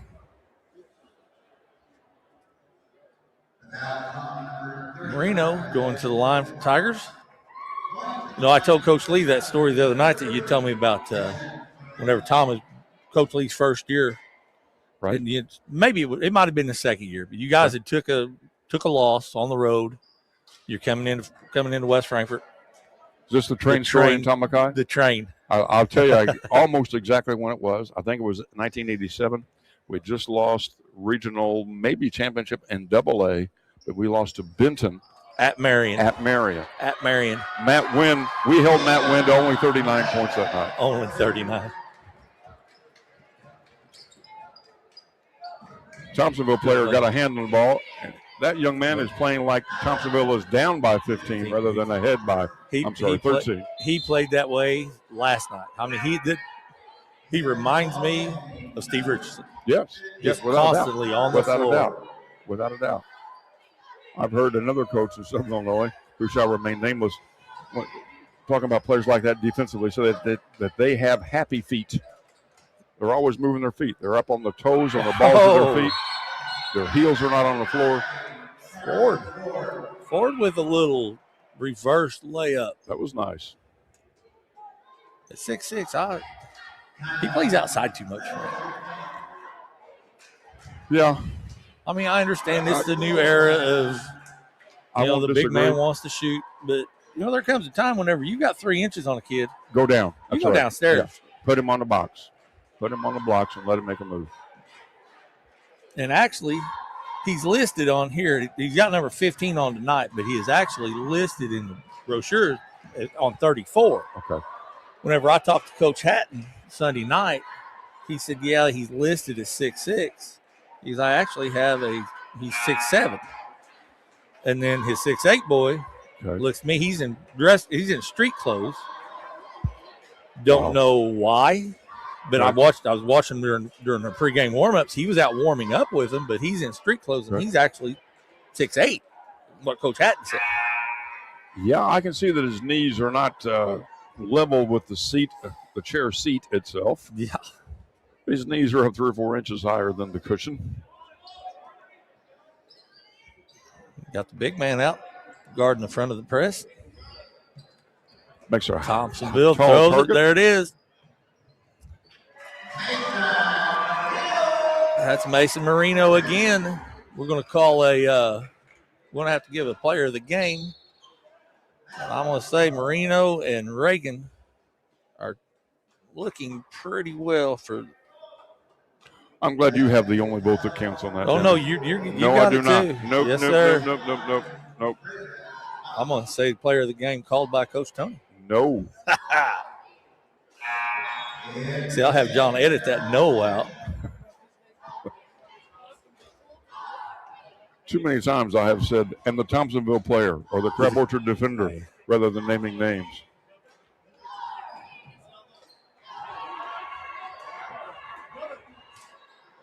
The lead is 12, 2 minutes to go.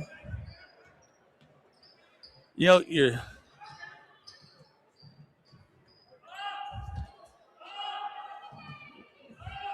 like Thompsonville might just going to try to run it out a little bit. So.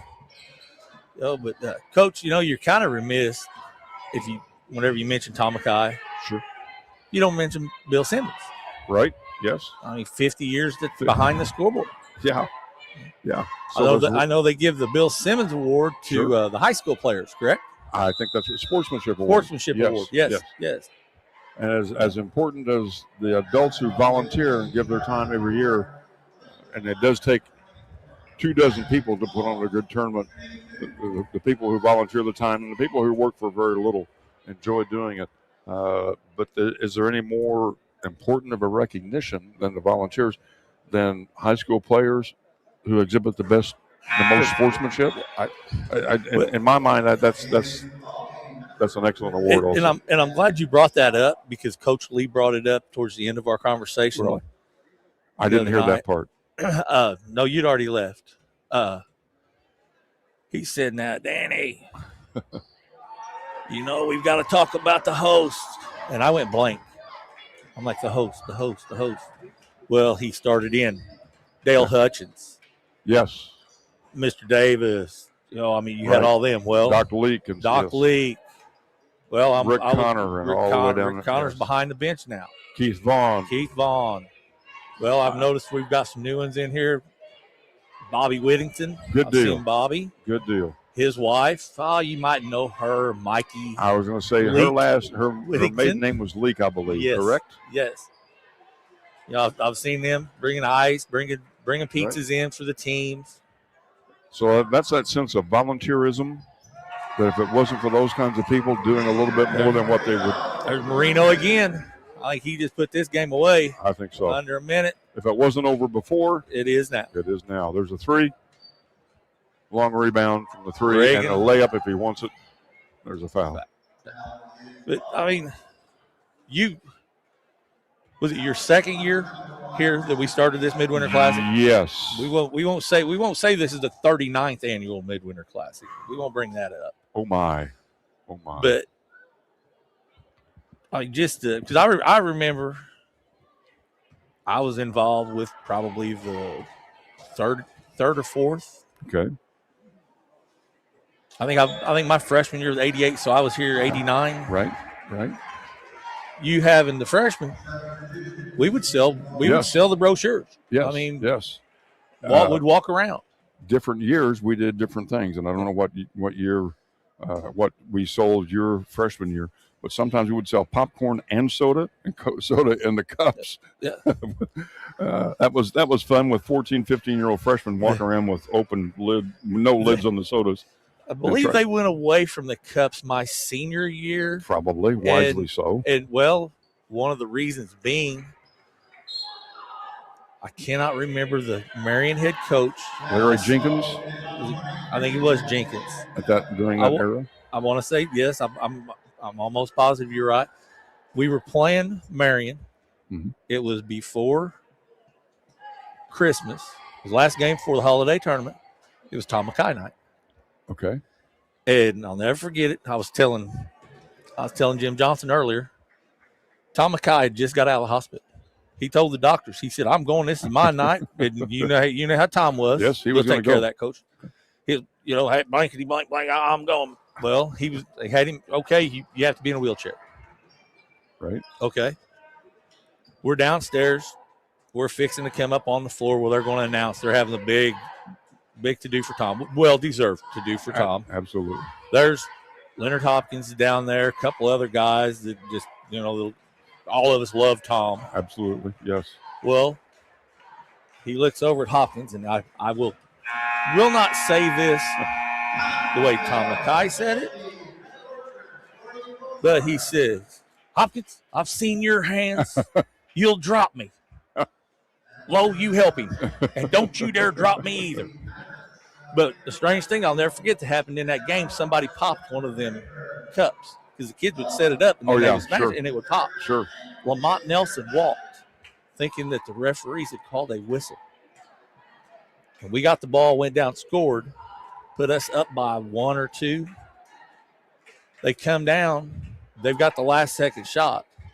Yeah, I'm going to brag on myself, but I have the paper clipping to say it. I blocked that shot. And like you said earlier, go up and go get it. Right. I grabbed it, and I took off running as straight to Tom Mackay as I could. Yeah. Yep. I mean, that is Tom Mackay. Yep, that's his basketball. I'm going to let John Odle come in here. We're in between games. We're fixing to do a Tom Mackay night, or Tom Mackay with the award. So we can announce that if you want to go send us to a commercial or whatever. I'm going to shut our mics off. Wait. Coach Toney. Go ahead. Say it. Coach Toney, thank you. No, thank you. Appreciate it. It's an honor, privilege. I appreciate it. I learned a lot. Get out of the booth. What are you doing? Absolutely. Come on. If there's a weight limit in this booth, we probably exceeded it. No, boy. Coach Toney, thank you, seriously. No, thank you, John. I appreciate the opportunity. Dude, it was watching you. You're like Marv Albert. Okay? That's what – it was awesome. You had a lot of compliments, and I know that a lot of folks watching in a lot of places, there are different coaches that bring up different memories. Like when I see Coach Thomas, as in Coach Swervin Irvin Thomas. Sure. I think of the second-place boys baseball team of 92 that I was on, and those memories flood back. When I see coaches on the wall or pictures like Coach Paul Grammer or Coach Dick Stritzel. Yes. Just memories, and I'm sure that you invoke memories. I know that Danny said he didn't want to do any toe tappers or whatever that meant. I don't know what that meant either. but I'm going to show you some magic real quick, okay? Okay. The West Frankfort Redbirds are on the air.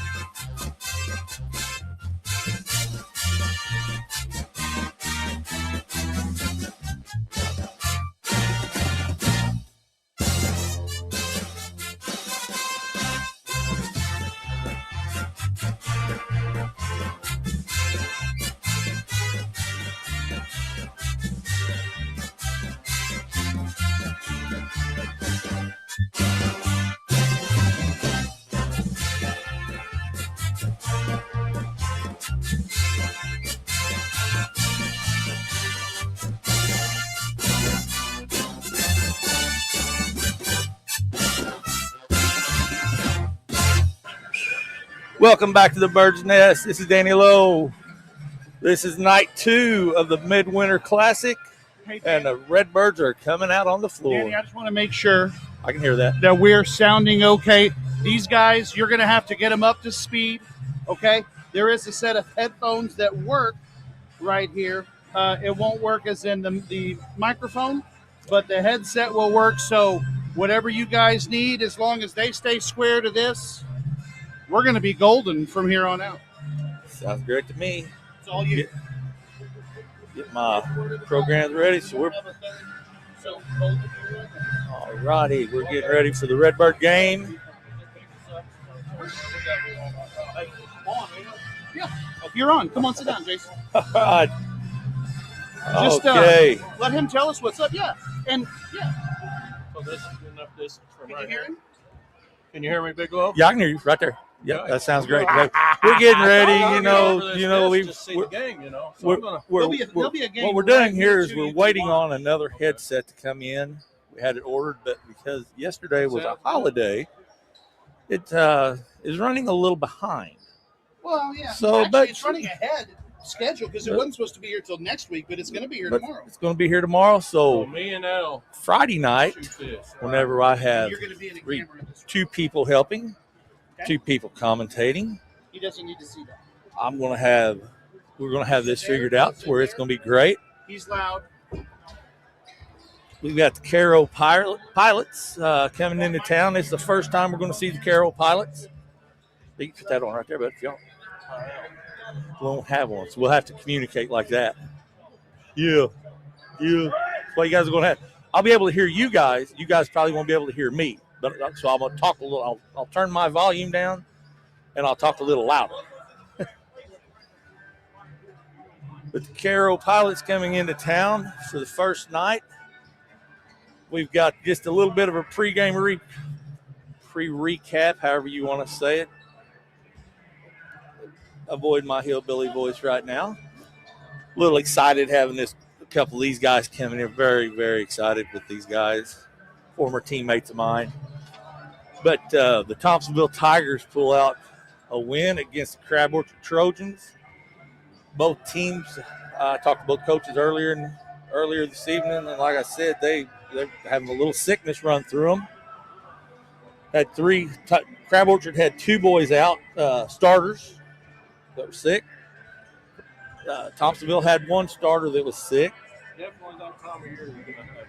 It's that time of year where and the bad thing about it is whenever one of them gets it, the whole team's going to get it. Please stay home. Exactly. Looking ahead to this next game with Redbirds up in this tournament 1-0. Thompsonville falls to 1-1 and Crab Orchard to 0-1. We get a look at the Cairo Pilots. And looking down the Cairo Pilots roster, they are a very, very young team. It's me, 1, 2.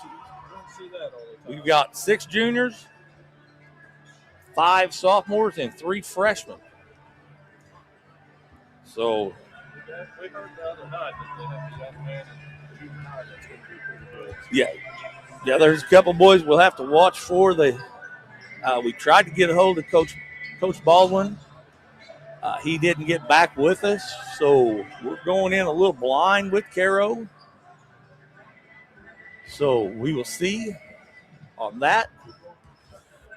Pull that microphone over to you just a little bit closer. Now see if you can talk into it. Can you hear me, Big Low? I can hear you a lot better that way. Yeah. I thought that was a really good game we just watched. That was a real good game. Did you get to see the Thompsonville West Frankfort game last night? I watched a little bit on Facebook last night. And I had to get to bed early. So Well, had work today. had to work. Had to freeze. Yeah. Hey, the life of a construction worker. Yeah. Just fight the elements. For those of you that don't know that voice, that is Jason Sloan, Hall of Fame Jason Sloan. Not yet. That's right. Not yet. And coming into the booth. Oh, baby. The man, the myth, the legend, Jason L. Wollard. Well, we're going to have to talk into that mic. Now, I want to ask you guys, Coach Toney, he really liked to have the lights on. I'll give you lights on, lights off. Whatever you want. It don't matter to me, baby. Hey, I'm just happy to see here. I've got Big L, that big left hand. Matter of fact, we were talking about you two a while ago. Crab Orchard come out into a full court man-to-man press. Nobody back, and Coach Toney says, "Oh, man-to-man press," and I said, "Yeah, nobody back." Jason Sloan, this would be the two Jasons, and about that time, bam. I promise you, Sloan would not be under the hoop looking for a rebound, and I would definitely be grabbing that ball as soon as I could and firing the little slider to him about 75 foot down so he could lay up about one stride. Sometimes he didn't even have to take a dribble. Now, do you call that a slider or was that a curveball? Well, it just depends on the defense. Sometimes you have to throw a curveball, and other times you got to throw a slider or fastball. A lot of times, Sloan had great hands, so it really didn't matter. Hey, I can still just I can watch it right now. Oh yeah. Ball goes through the net. You just make a sweep out about the R, goes all the way across. Absolutely. Sloan just right there, bam. And I mean, it was boom, boom. And a lot of times, obviously being left-handed was great for me because most people's instinct was to guard off that right side. Exactly. So a lot of times I didn't have even a defender in front of me because I'd grab the ball so quick. And Jay Sloan, he knew what to do. So we just took off and we scored a lot of points that way. Oh, a lot of points. I heard you talking the other night at 91, first game we played against El Dorado. Was it El Dorado?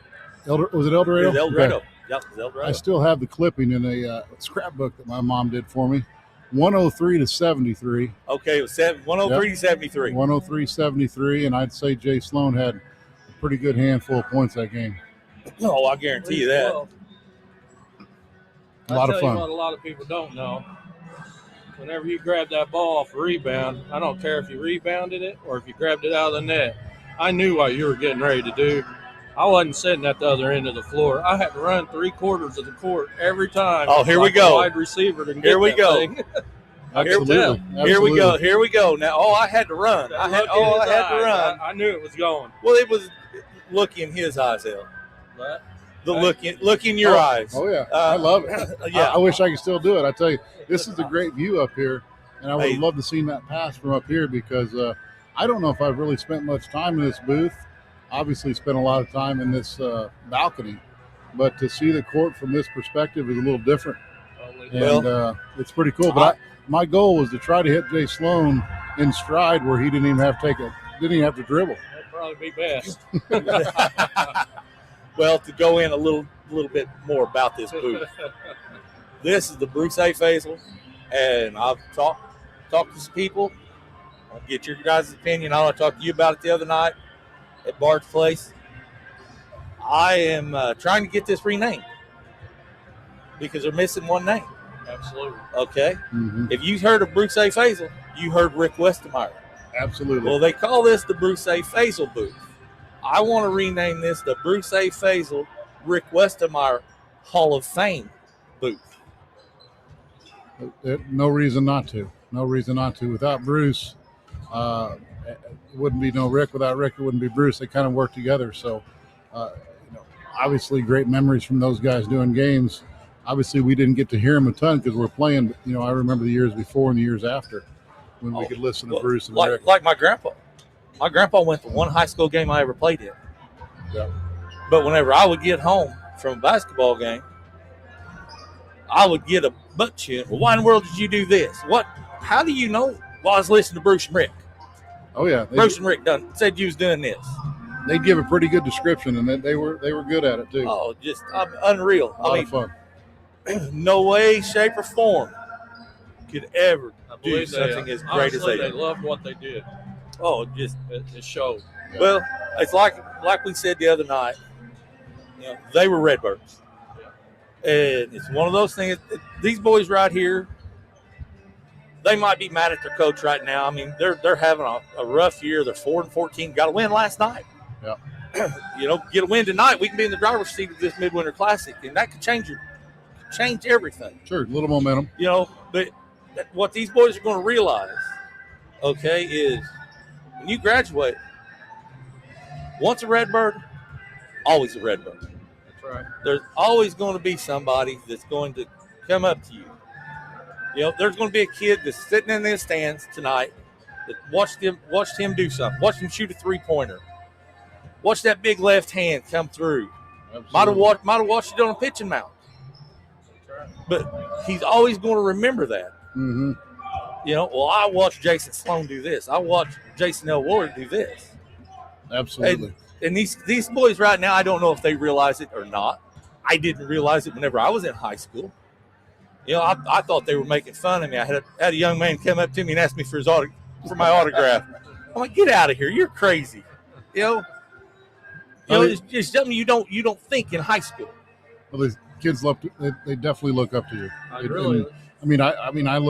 remember, back in 88, 86 to 88, walking along that little walkway over there, and the basketball team would always sit right there in the corner. We were in awe of those guys, and now luckily I call them all friends. Keith Clough and Tom Pulaski and Dwayne Summers and Greg Johnson, all those great guys. They'd sit right over there, and they didn't realize it at the time, but they were our idols. Exactly. And I have Dwayne Summers and Tom Pulaski coming in Friday night. Now you want to talk about being in awe? Absolutely. I'm having lunch with Tom tomorrow. Good deal. Hey, we're going to take a break right here. We're going to get ready for National Anthem. You're listening to the Bird's Nest.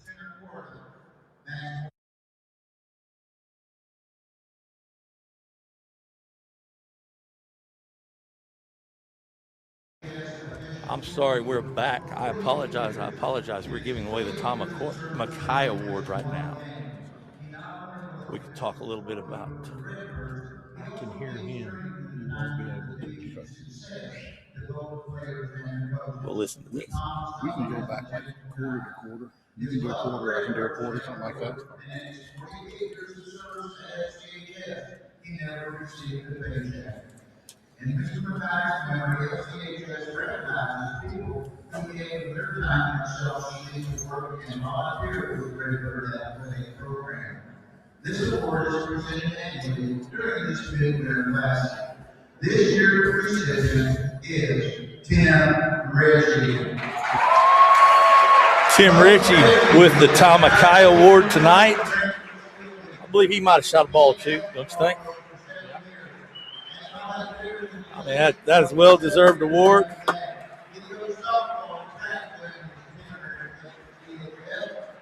Hall of Fame coach Tim Ritchie, player, and True Redbird there. that is a true Redbird.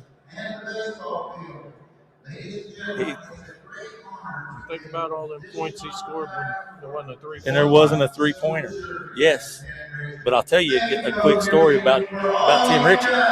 Tim Ritchie said that he would not have been as good as he was if it wasn't for, of all people, Shane Grody. Because Shane was a point guard and Shane knew he couldn't shoot. He said, so I just fed it to Ritchie. Just give it to Ritchie. So that's congratulations to Tim Ritchie. We're going to get ready for a national anthem. We will be back in a few where you're listening to the Bird's Nest. on Rent One and Mobile Man Music Media.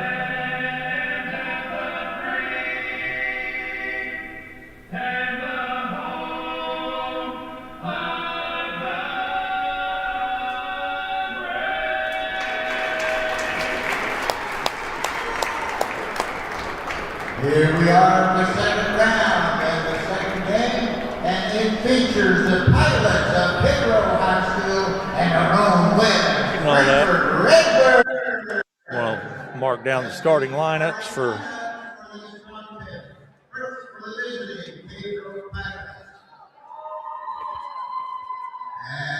number 1, a 5'10" freshman, Rajon Woodside. At guard, number 10, a 5'10" freshman, Anthony Knockdown. In the middle, number 11, a 6'4" senior, Lance Tuck. At guard, number 22, the 5'10" junior, that's Christopher Farley. And at guard, number 24, 5'10" sophomore, Jaquan McAllister. Coach of the Pilots, Joshua Baldwin, helped out by Riley Woodward.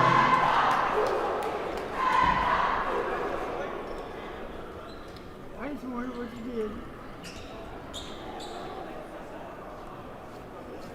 I'll get it until it starts.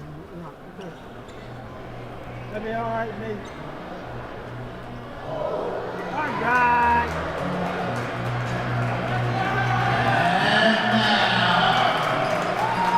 Let's be our own West Frankfort Redbirds. At guard, number 10, a 6'3" senior, Whitney Hartford. At guard, number 15, a 5'10" junior, Chris Sample. Chris had his nose broke last week.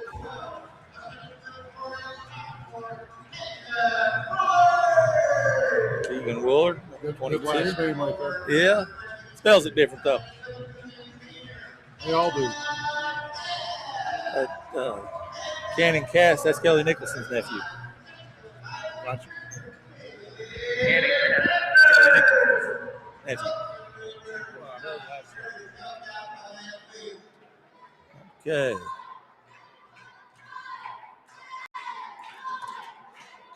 Hefner, Cass, Sample, Woolard, and Osborne starting tonight for the Birds. Welcome, Redbird Nation, and let's get ready. Yeah, you can watch the game. You can't see? You tell me how Bruce can see out of this booth.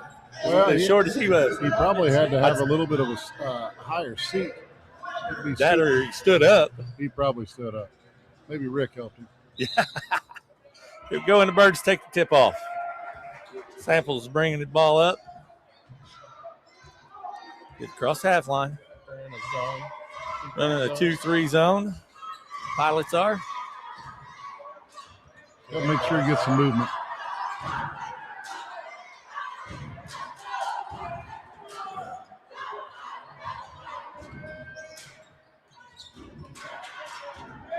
Need to find the creases in the zone and get some shots. Ooh. There it is. Oh, you got to make that heft. Betty with the call. You know that one ref is, don't you? That's Fetty Fernandez. Oh, wow. He's been around a minute. I was teasing him about that long hair, and he said, yeah, just call me girl. Hefner to the line, going to shoot 2. There we go. Yeah. Big L, you got some stuff to brag about, don't you there, bud? You got a daughter there at Purdue that's a pretty special player, isn't she? She's a pretty special player and a pretty special person, and pretty proud of her for sure. A lot of great things happened to her this year, and they went to the Elite 8 in the NCAA tournament, and really close knocking Pittsburgh off. Came up a little bit short, but she had a great season, great team, and I'm looking forward to next year. Oh, I would be too. You got me watching college volleyball. I know you sent me that text, and I started laughing. Hey, I don't see you watching too much volleyball. Hey, even if she's not a Redbird, 3-second violation. Woo, baby, we knocked the dust off of that call. Oh, you don't see that too often in high school, do you? It should have been called a few times last game. So. Yeah, well, you know, some of us big men, you know, that play in the paint, we don't like that call. Yeah. You guards that just sit outside the 3-point line. It's all right. That's where we needed him. He was our shooter. That's for sure. He was our shooter. Boy, we'll talk a lot about that tonight. There's a steal by Quentin Osborne. Let's round it up. Let's try to hit a few baskets, get them out of that zone. There we go. A little ball movement. There we go.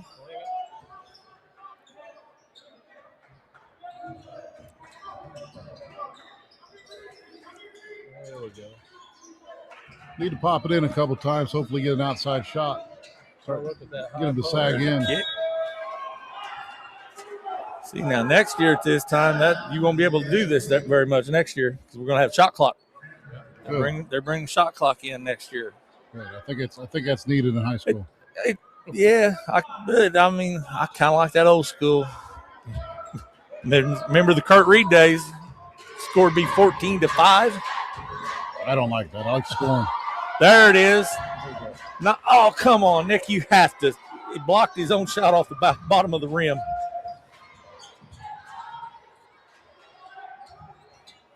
That is out of bounds on Cario.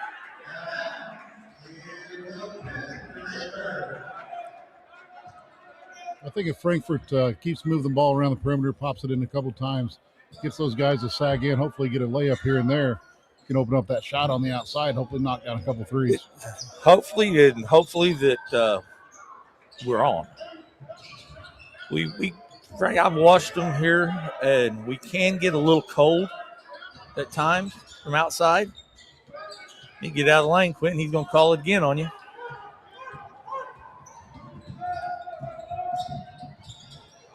There's a three from Cairo. That's off. Oh, you got to go get that. You can't stand and watch it. And a foul against Camden Woolard. Number 1, Rajon Woodson.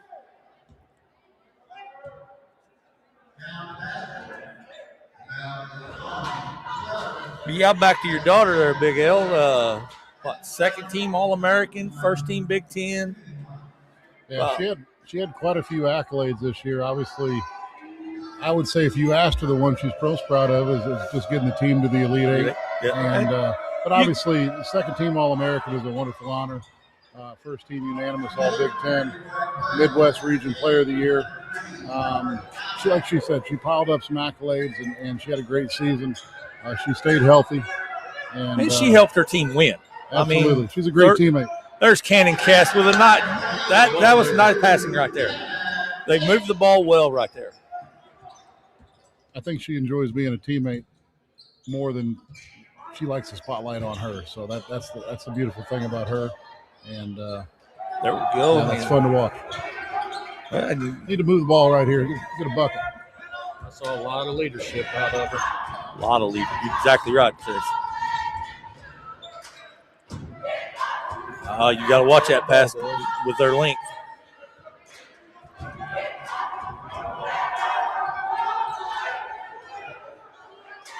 like to see what would happen if they screen the top of that. There we go. Now look down.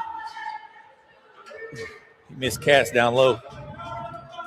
They need to go in like we used to do that high-low. Because that high-low was right there. Even against the zone, you can do that. Oh, the way they're playing zone, they had it right there. Right. Charge. Woo, Fetty. I didn't see it either. We'll take it. Against the zone, if you don't move the ball, you're awfully easy to guard. Exactly. So with these guys, they gotta pop in, pop out, find those creases in the zone, and hopefully they knock down a shot or two, because right now Cairo just got them on their heels playing defense, really not having to move a lot because we're not moving the ball. And let's face it, I mean, Cairo's starting 2 freshmen, a sophomore. The Tuck boy, they don't have him but they said he was a senior, so that'd be their lone senior they have. There it is. There we go.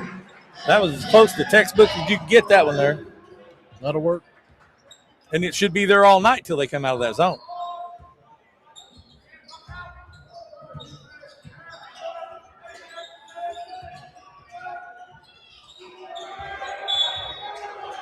Got to reach in.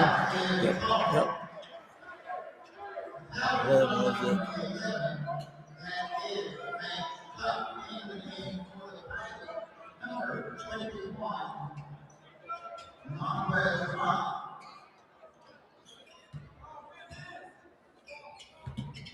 All right, move the ball.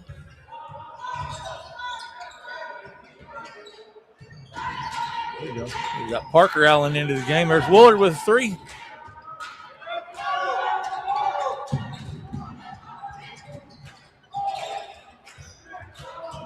There we go. Good hustle. Good hustle by Parker Allen and Doodle.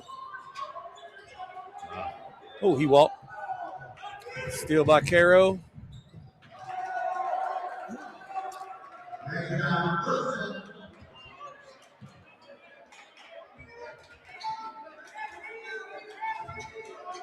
Bart Sloan just texted me and told me to tell you two hello. Both of you guys hello. Hello, Bart. Bart, man, we miss him. There it is.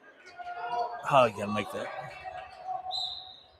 Yeah, at least that opens up that middle, Yes. and hopefully opens up some shots outside. So that was good to see a little bit of movement in the middle, but they just got to knock down some shots.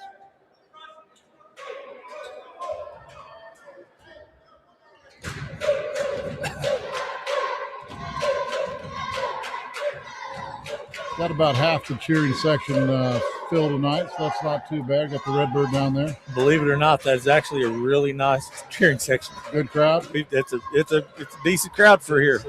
We had standing room only back in the day. You had to be there by the JV game to get into ours.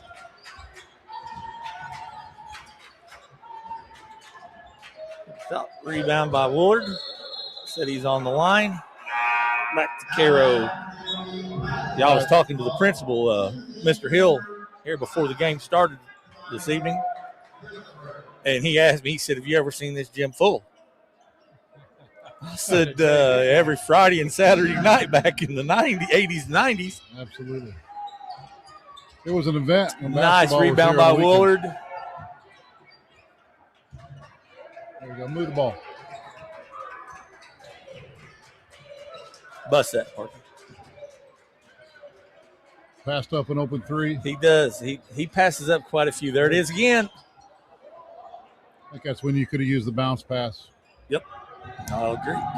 Cairo puts it out, misses the layup. Samples bringing it up.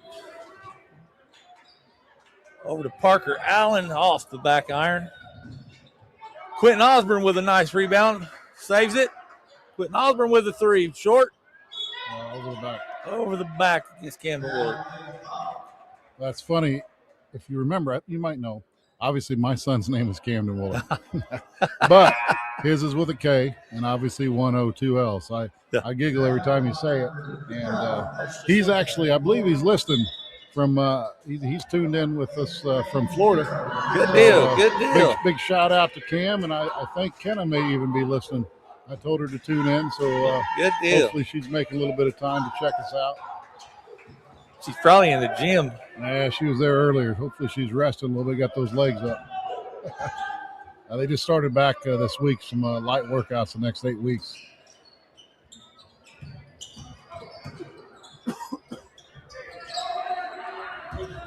Oh, between Samples' legs, Carol. Oh, give up a bunny.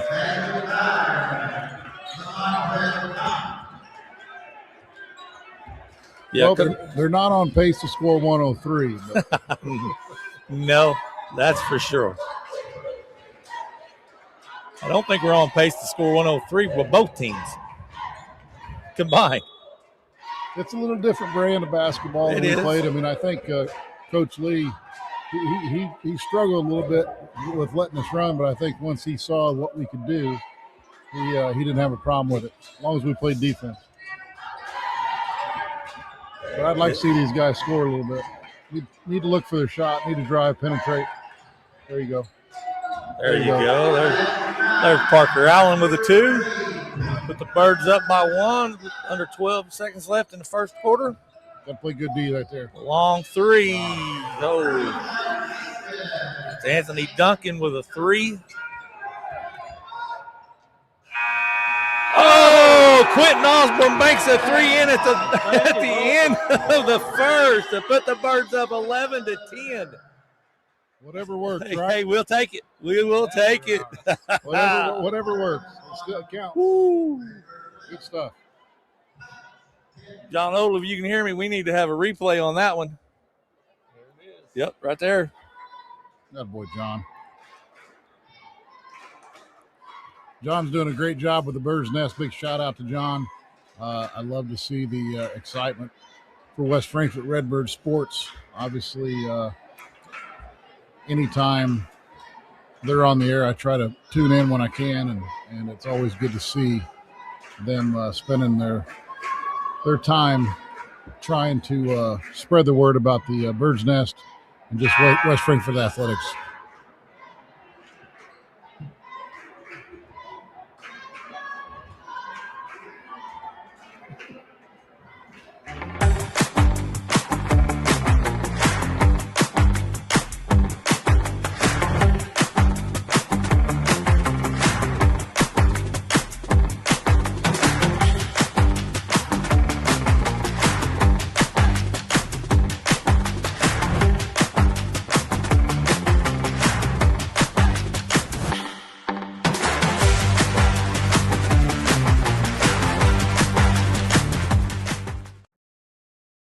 Zone a little much. We need to.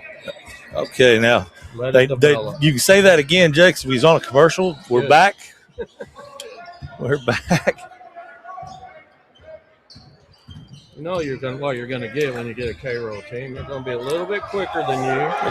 Scrappy to the ball, so you gotta be a little smarter. Nice. Hey, that kind of looked like something there close, didn't it? That worked. I like that. You got Jay Sloan up here getting excited over that. Yeah. I like to get that ball and go. 10 Duncan. Birds up 1. Beginning of the second quarter. You think after the game, if I get a basketball, you two could recreate that long pass again? I need a little bit of a warm-up first. Okay, I'll give you that. Nice. There's Parker Allen again cutting to the lane with a layup.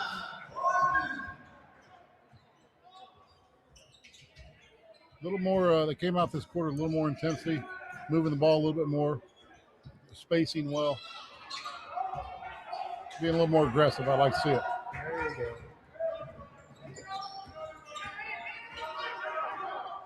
Go all the way with it, Chris.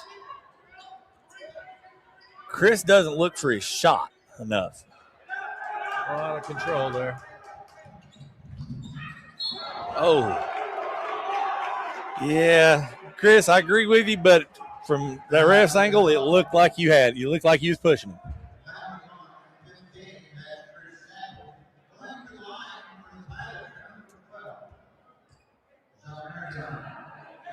I've been out of the game for a while, and some of the new rules.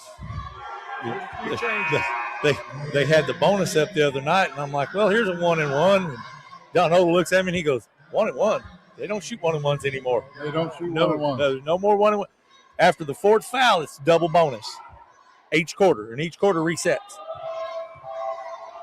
Interesting. I did not know that. Yeah. When did they implement that? A couple of years ago, I guess. Wow. Jay Sloan can tell you that one. Another way to speed up the game. Yep.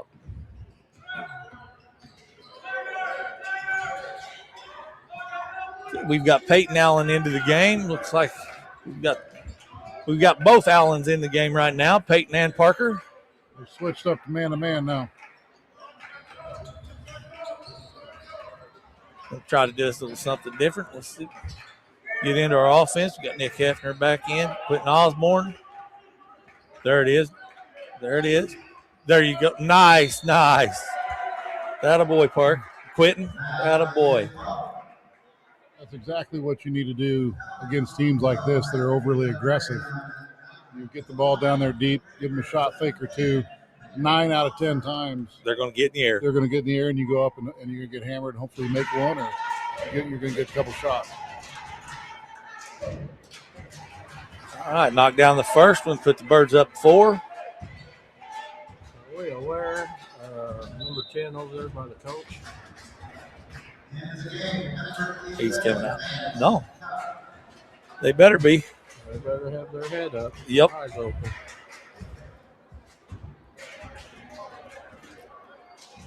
Did you see Quentin Osborne? Do you have an earpiece in him? Because he just pointed to you said that and he pointed to him. But to say a little bit about Quentin Osborne, he plays a lot of IIU basketball. Or AAU, however it is. I watched that young man a couple years now, and I always saw some talent there. And I think he's turned into a really nice player. Oh, needs to finish that one, though.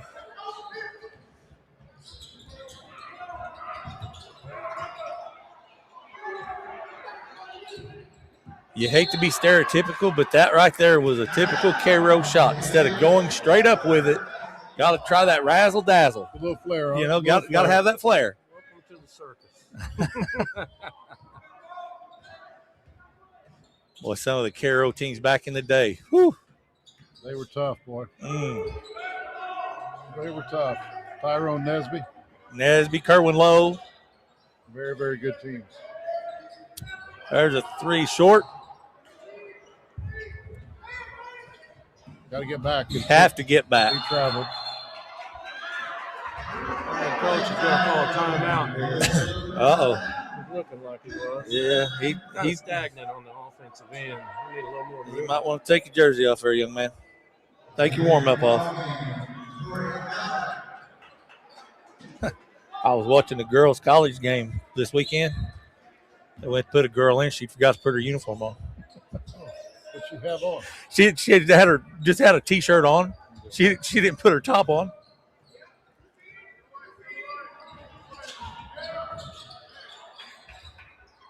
There we go. Peyton Allen with it. Oh, sorry, that's Parker. Sorry, Mom. Don't kill me. So trying to get it into Hefner, but when he's double teamed like that, somebody else is open. There's a charge. Attaboy, that's a charge right there. Yes. Sorry, boys. You know me in a charge. Oh, yeah. I love a good charge. I don't want to be the guy in the striped shirt making them calls. No. I think the important part of that charge, he may have been moving it a little bit, but at least he was squared up. And obviously with the charge, it's a player control foul. So they were a little out of control. We got the call to our favor. Now let's go down and score. You guys are way too technical. If your feet are set and they hit you, fall. I don't know if his feet were set. I think he was in there. Hey, from what I seen, they were. There you go, Nick. Yeah, Nick looking at a few scratches. Hey, that's all right. That's what happens whenever you play Cairo and Well, I sure miss the Meridian. old days when you guys would screen block to get the ball down on the post. I don't know. I'm sorry, but in my opinion, a big man is pretty much non-existent anymore. Oh, come on, Bill. There we go. Gotta finish. Quentin misses a bunny at the. Better be ready to set a screen out beyond the arc nowadays. Yeah, exactly. Well, I mean, the game before us, Crab Orchard had a kid that was 6'7". He was outside biggest part of the game. And Thompsonville's big man was only 6'3", so you got 4 inches. Go down low. But them days are over with. Everybody wants to shoot the 3.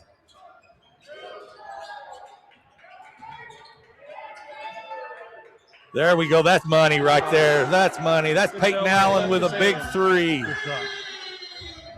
Good shot, good follow through. Hit the bottom of the net. There we go. We've got a 30-second timeout from Carroll. Allowed us to stretch the lead a little bit, too. Yes. And one thing I've learned about this team here is they will get complacent. Their best game so far this year was against El Dorado. El Dorado, they played 4 really good quarters. They put it together. Had a letdown against AJ, got down 12 midway through the second quarter. I was doing the game with Cade Patterson, and I made a comment to Cade. I said, boy, if we can cut this to 5 at halftime. Sure. They cut it to 1. Came out third quarter, got down 10 again. Cut it to 1 again. Actually tied the game, maybe took a 1-point lead, and then had a letdown. With a minute to go, we were down 2. We ended up losing, I think it was 58-50. But with a minute to go, we were down 2.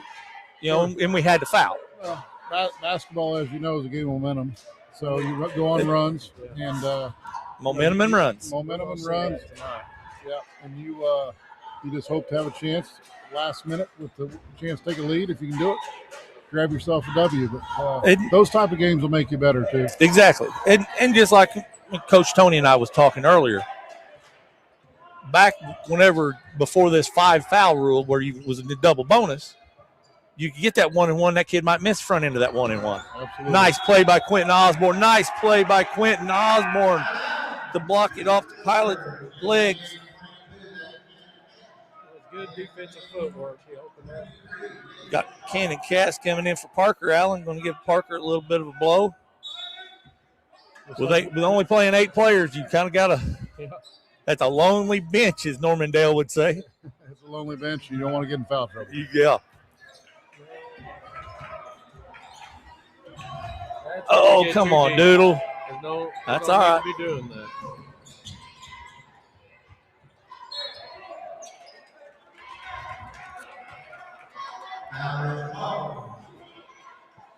Foul on Nick Hefner. How many's that have in? I'd rather see us pull that ball out and get far in the shot. That's going to be the key to this game. We can take care of that basketball, not turn it over. Get quality shots.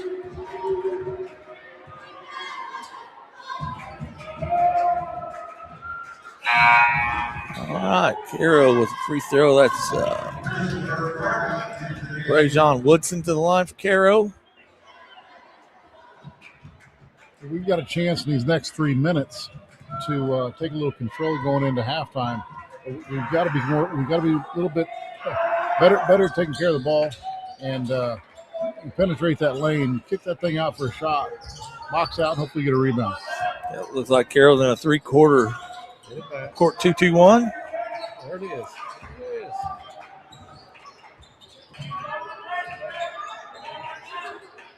Get it. Nope.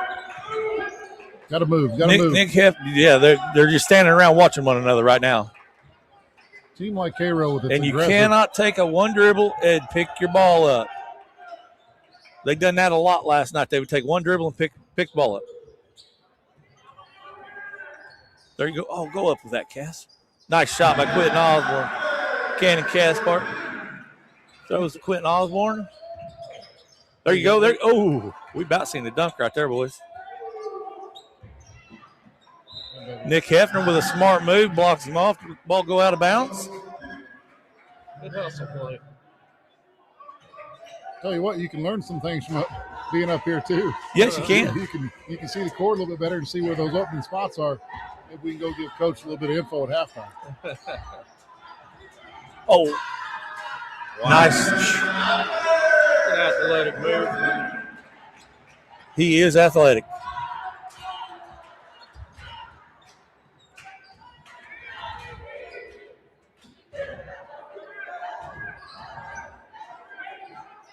He's calling out the picks. There's a three by Rajon Woodson. Samples might have helped out a little too much there. Come on, dude. Come on, dude. Going the wrong way. There you go. Coach Sturgis calls timeout. Gets him out of that one. Good timeout. That was a real good timeout with Coach Sturgis.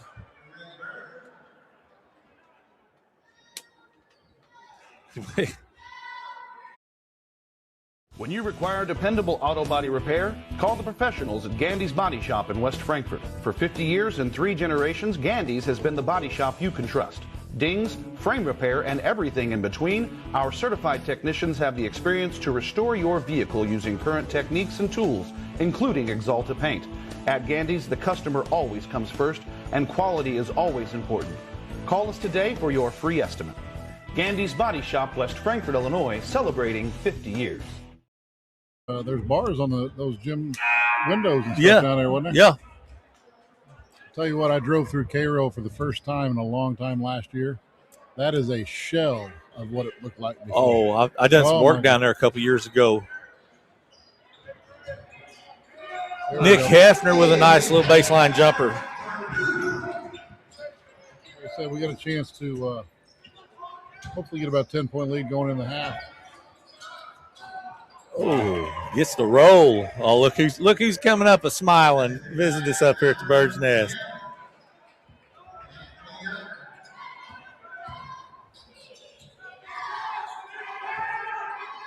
Cannon Cass over to Osborne. Oh, there's a foul. Got hammered. Yes, he did. You left your standards at Atkins House.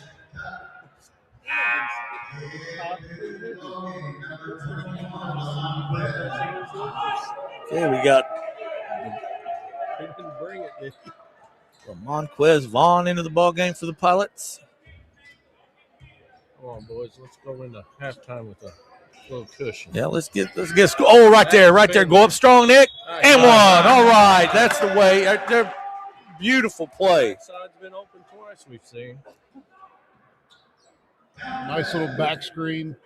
Got the lob. Should have dunked it. Got the bucket and the foul. Should have dunked it.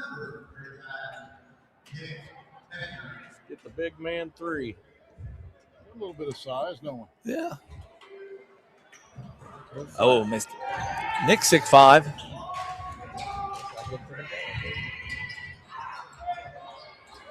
Short. All right. Now, let's go down and get a last second shot right here. Let's go down and get a last second shot right here.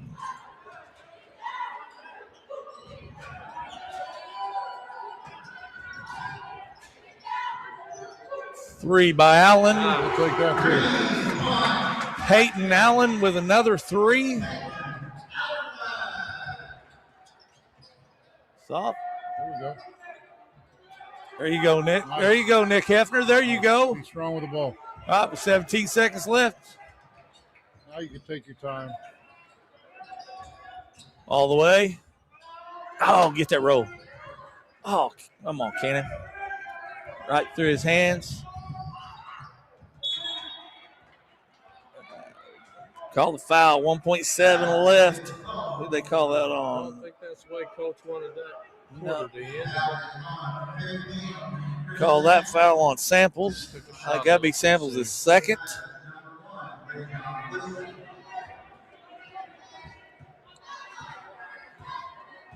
Boy, whenever you bring the celebrities into the booth, everybody shows up.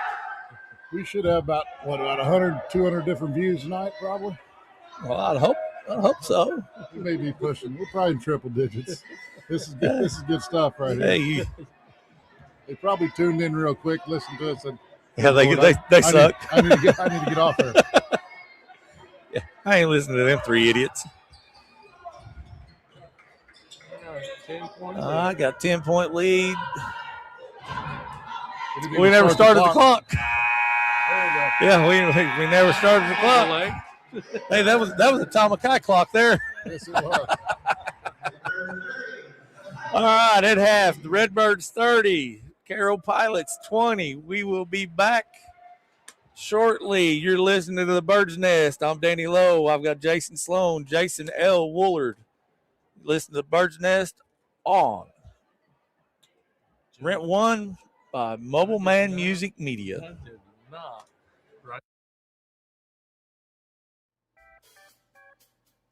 Well, there's no way around it. Buying insurance sucks.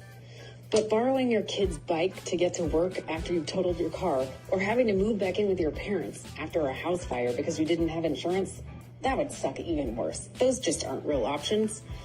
Get affordable coverage for your home, auto, or business, and quotes from multiple carriers with one phone call. I'm Julie Campbell with Campbell Insurance Group, and I'm insurance poor too.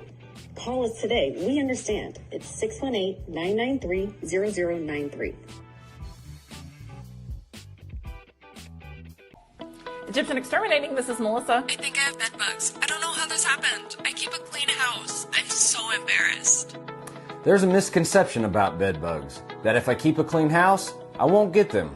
The truth is, bed bugs are hitchhikers, and if they catch a ride home with you, they'll set up shop regardless of your living conditions. So don't be embarrassed. Give us a call. It's what we do. No contracts. No hassles. And no bugs. Egyptian Exterminating.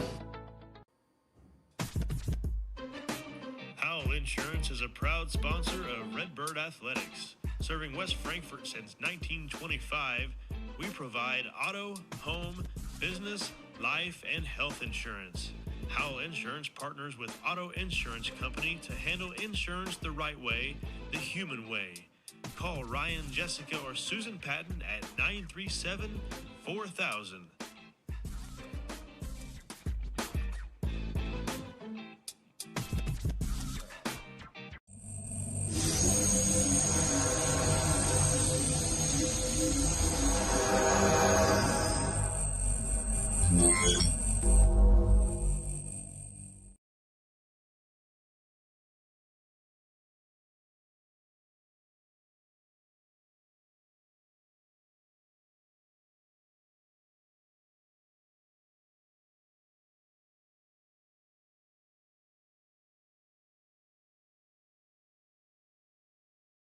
I really enjoy working for people and families as opposed to an insurance company or a large corporation.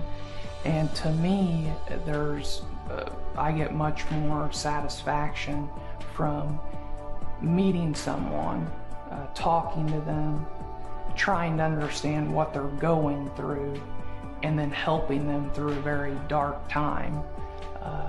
As opposed to taking orders from an insurance company or a business that's just trying to save money and fatten their pockets. I'd rather help the people out.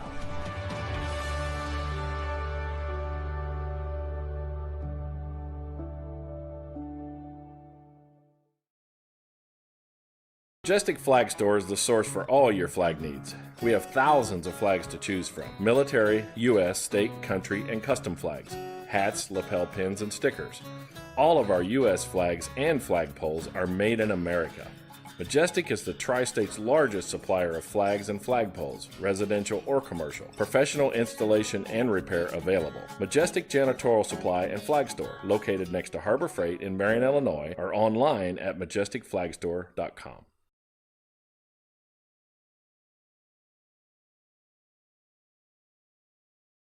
Bedbugs are back in a big way. These parasitic insects creep into your home to feed on you and your pets while you sleep. Don't let the bedbugs bite. Let our family protect yours. At Egyptian Exterminating, we have 60 years of experience spanning 4 generations of exterminators. As Southern Illinois' bedbug experts, we'll get the job done right. No contracts. No hassles. and no bugs. Egyptian exterminating. This ad is brought to you by your friendly local agents at Ramey Insurance Agency in West Frankfort.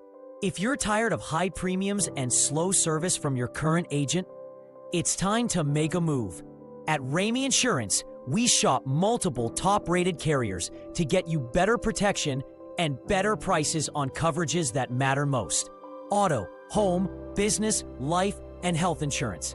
Our top carrier, Erie Insurance, stands out for its consistently high customer satisfaction and strong claims service. Two areas where many insurers struggle: one call, one visit, or one quick online quote. And our team gets to work finding real savings and real coverage that actually fits your needs. Call 618-932-2730 or visit us at 110 North Logan Street. Or get your quote online anytime at RameyInsuranceAgency.com. Ramey Insurance Agency. Fast, friendly, and here to help you win on and off the field. Let's go Redbirds!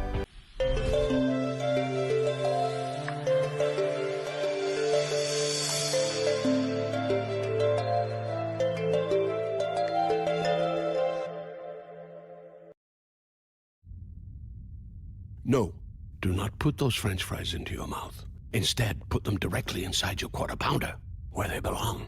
The hottest, juiciest Quarter Pounder yet. It's perfect. Made perfecter. Ba-da-ba-ba-ba.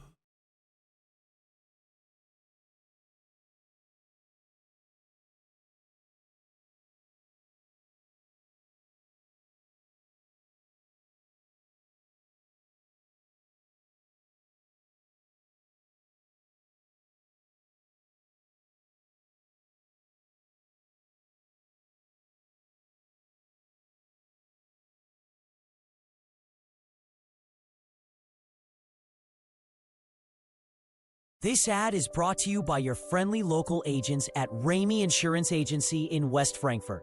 If you're tired of high premiums and slow service from your current agent, it's time to make a move.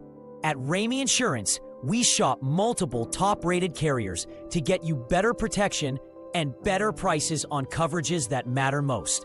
Auto, home, business, life, and health insurance. Our top carrier, Erie Insurance, stands out for its consistently high customer satisfaction and strong claims service. Two areas where many insurers struggle: one call, one visit, or one quick online quote. And our team gets to work finding real savings and real coverage that actually fits your needs. Call 618-932-2730 or visit us at 110 North Logan Street. Or get your quote online anytime at RameyInsuranceAgency.com. Ramey Insurance Agency. Fast, friendly, and here to help you win on and off the field. Let's go Redbirds!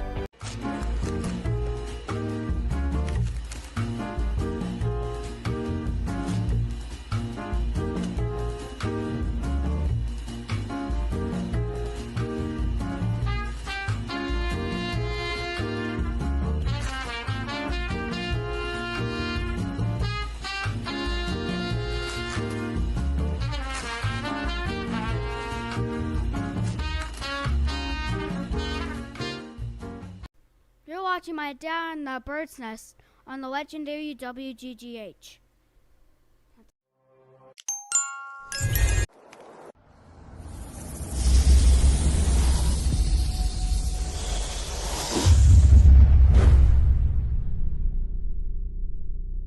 All right, welcome back, Redbird fans. We have the Birds are up 30-20 against the Cario Pilots. We've got, I'm sitting in the booth, Bruce A., Rick Westemeyer, Hall of Fame booth, got Jason Sloan. Hello. Got Jason L. Woolard with me.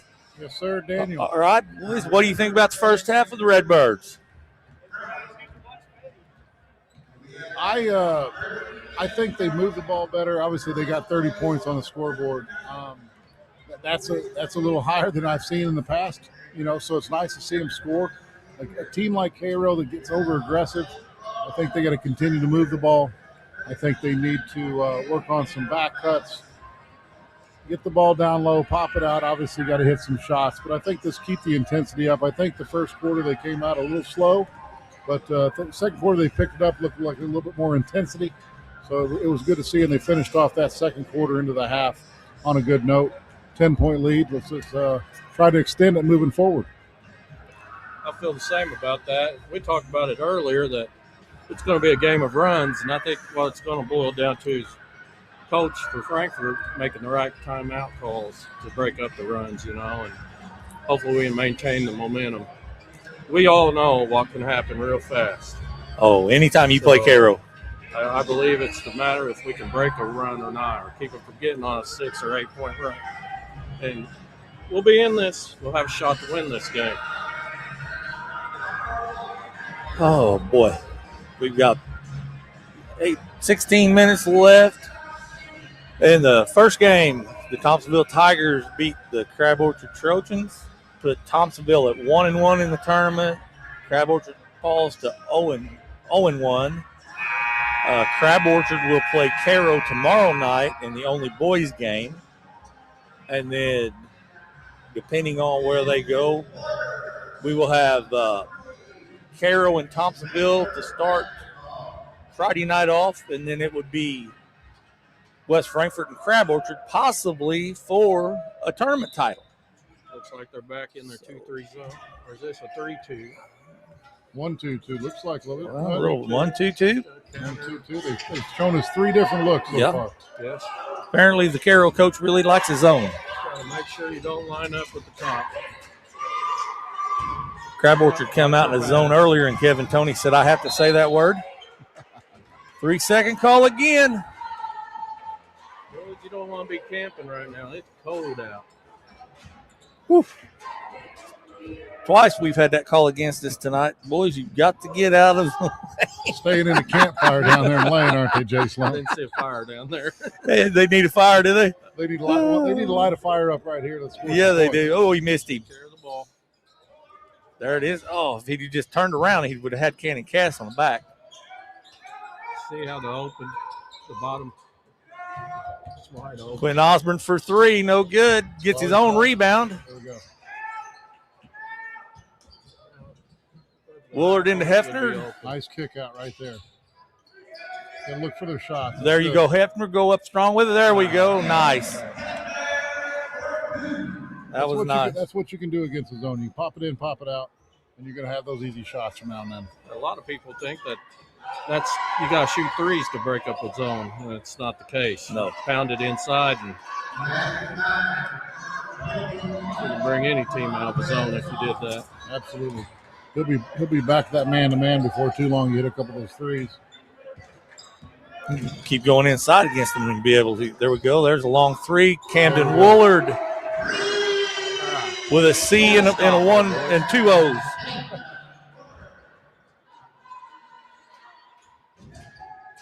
There we go. Would have loved to have seen a Camden Woolard with 1 O and a K play here in the red and gray. Absolutely. He loves this gym. That's what he talks about all the time. He's a big basketball fan. Obviously, he's a great athlete in high school too. But he really enjoys me talking about this gym and seeing this gym. There we go. Hefner with his 4th point of the night, or 4th point of the quarter, I'm sorry. I think they're listening to us, boys, popping it in and popping it out. Got to play some B, though. Got to play some B. There's Duncan Jr. from Cairo with a 2. Baskets. Nope. Oh, what are you doing? It's tipped. You go get it. This is what we talked about. Don't let Cairo get into a run. Yes, you cannot let them get into a run. And you have to know where you're at on the floor. He was right there at the half line.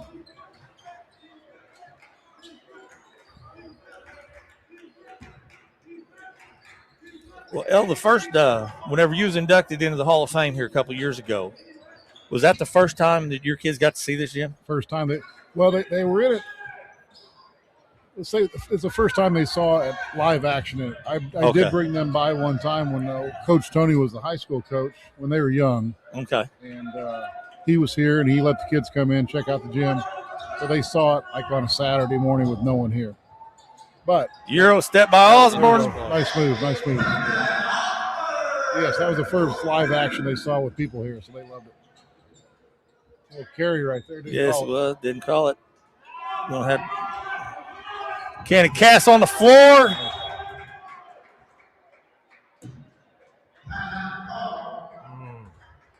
Don't do that, guys. I don't. Kenny Cass didn't call that timeout. Did Surges call it? Samples did. Did he? Okay, yeah, he's talking to him now. Kind of a wasted timeout right there. I think we had control of the ball. If anything, Cairo was going to foul us. Yes. Had possession of it, so hopefully that doesn't come into play a little Come bit back later to and bite hurt us. Yeah. A nice adjustment that Coach made at halftime.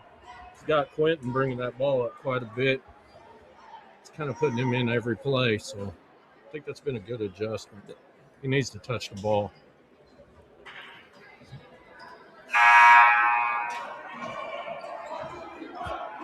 He definitely can take it to the rack. Bart Sloan just texted me and said we've had 18 views so far. We need a few more than that. Tell Bart to get on the horn and get us some more people.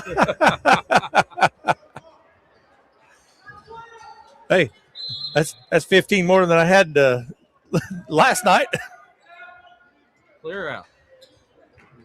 All right, here we go. Osborne bringing the ball up. Going to go all the way to the rack. That's what he can do. I love that adjustment Coach made. Got it. Oh, what a block. Nice block. Way to get back. Absolutely. I'll tell you what, he is a basketball player. He is taking over right now.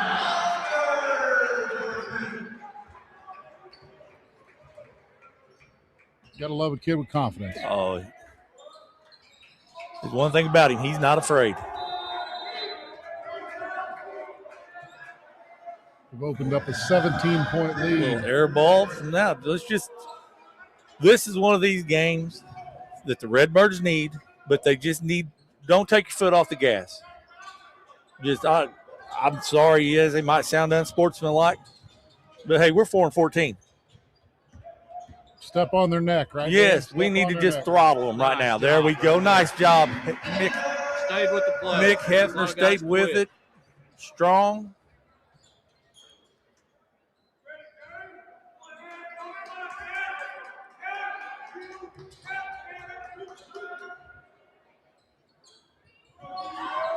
There's a steal by Osborne. Get back. Oh. Now,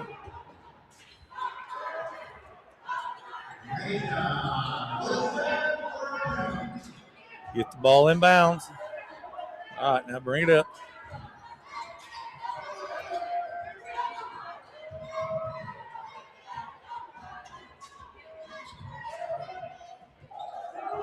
Back to the man-to-man. Back to man-to-man. That's what I was just fixing to say. Hefner with a nice move, gets fouled, though. That's one of those plays where we talked about a little bit in the first half with Cairo being so aggressive. You get that drop step, give him a pump fake, get him in the air. Exactly. Then you're going to draw a foul and hopefully, get the bucket and foul too. But he would have went flying over top of him. I may sound crazy, but I'd almost set Osborne down for a couple minutes and let him get a breather. It's very few times that Osborne gets a breather. I saw him not want the ball a while ago coming down, and we ended up turning it over. Okay. So he may be a little winded. A little gassed Everybody right now. Can get that. Oh, you get that way. Nick Hefner is putting together a really nice game tonight. Pretty proud of Nick.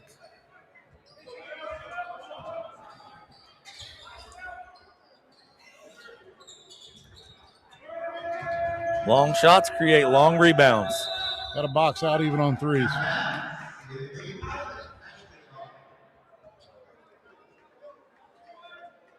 You don't ever want to see the shooter get a rebound on a three.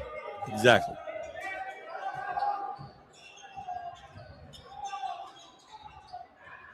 Nice double down. Got to get out there on that three, though. That's the athleticism of Cairo right there. Got to put a body on somebody. Gotta let them know you're there. Peyton Allen get it across the half line.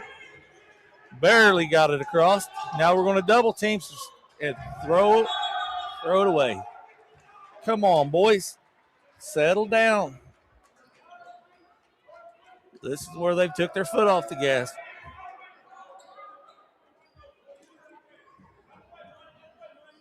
They're letting Cairo's intensity get us a little rattled. We just got to calm down, take care of the ball, take our time, get a couple cuts, let their aggressive nature kind of hurt them, not help them.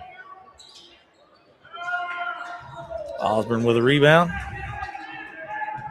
It wouldn't bother me to see Big Hef come up there and lay a screen on one of these guys. No. Good movement. I had down screen. Another turnover.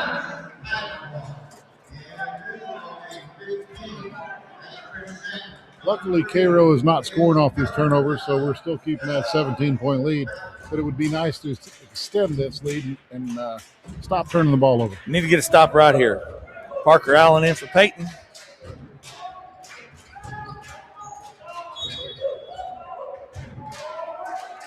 Well, we have scored 17 this quarter, and they have scored 10, I guess.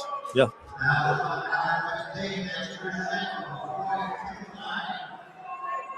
The flow of the game, it does not seem like we're up 17 points. True. It does not. I think that's just, we seem a little rattled. We got to play a little bit more composed, especially with the ball in our hand. That's that full court pressure that's getting to them a little bit. Easy for us to say up here. Yeah, we're sitting up here. Easy for us to say. I still like to see a screen on it. Absolutely. Open it up a little bit for a guy dribbling down the court. Yeah, we've really not seen one, have we? No. That's what I thought helped Thompsonville a little bit. They got a little screen at the top of their offense that's freeing up some of them. Got to have it.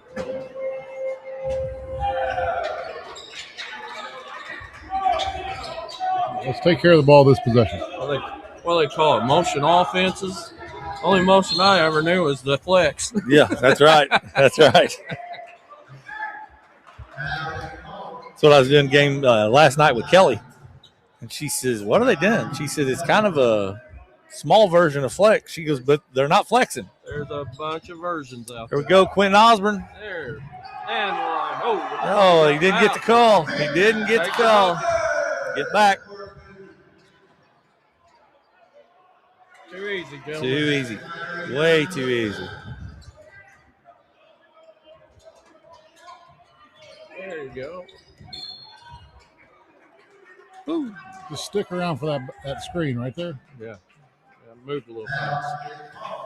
Cairo coach trying to plead his case. Kids really don't use the screens like they should quite often in high school basketball. They're either leaving too soon or not using it like they should. Coach Surdich just went to the end of the bench. Strong. Come on. Oh, he walked.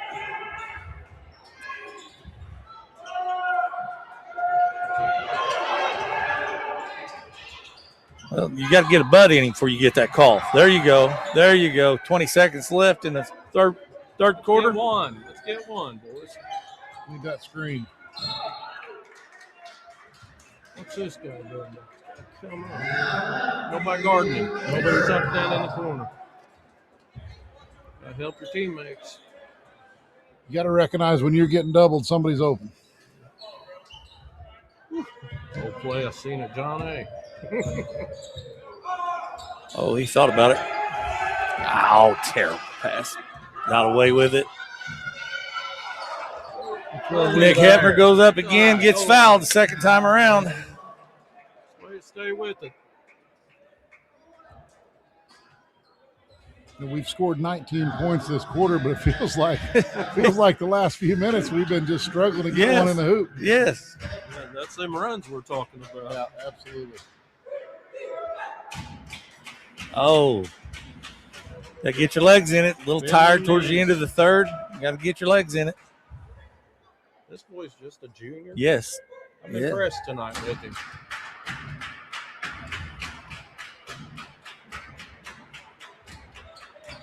Short again. Camden Woolard trying to shoot the other end first half. They're a little flat. I'll get some air under the ball. Pointing to his chest, saying it's on me. Get some lift.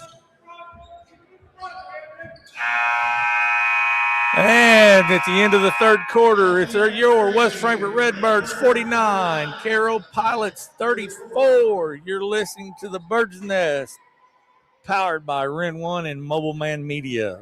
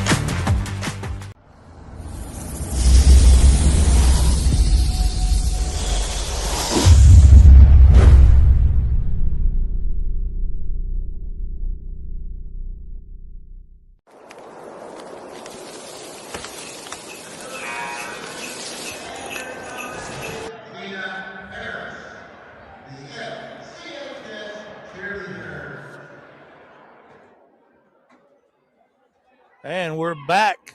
I got the hand signal. He says we're good. We're back. We're back. Let's go, boys. All right, strong. now We got 8 Carol's minutes to go. going to start it out. They're going to have the ball first.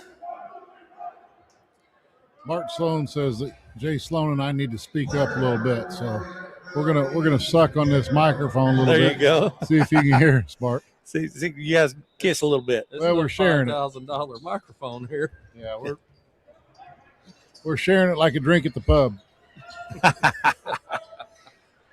Long three, no good. Out of box out. Parker Allen with the rebound. Here's this lead. Kicks it out to Oh, Quinn. Picks his dribble up. Terrible pass to Hefner. Threw it right at his feet. Ends into, oh, and they missed the layup. Missed another one. Camden Ward on the floor. He's out of bounds.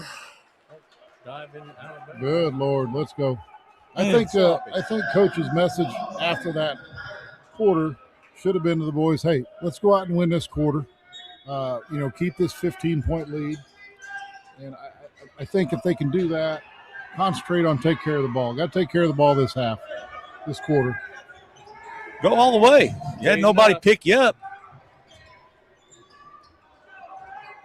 Nick Hefner go up strong with it. There you go, Nick. There you go. I'll tell you what, I believe this is the best game that Nick Hefner has had this season.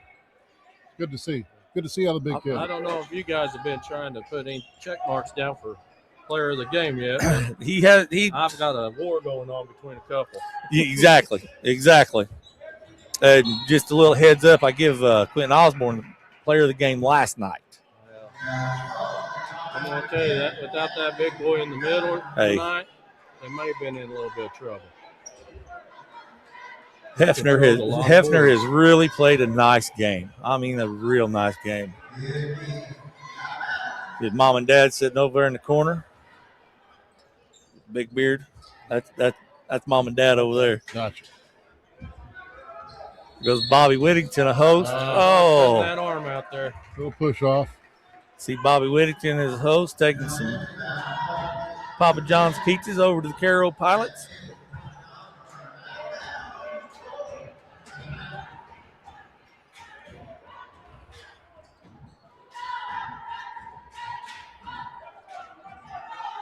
Nothing better than being on this court and looking up in the stands and knowing where your parents are sitting. Exactly. Long three, out of bounds to the Redbirds.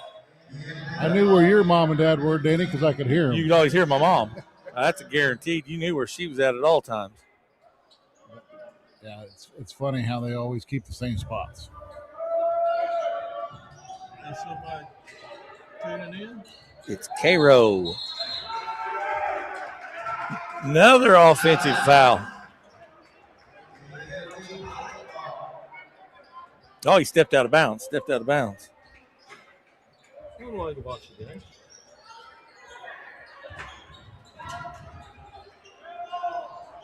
Oh, that was athletic. Seems like he was wanting a foul. Better get it up. There we go.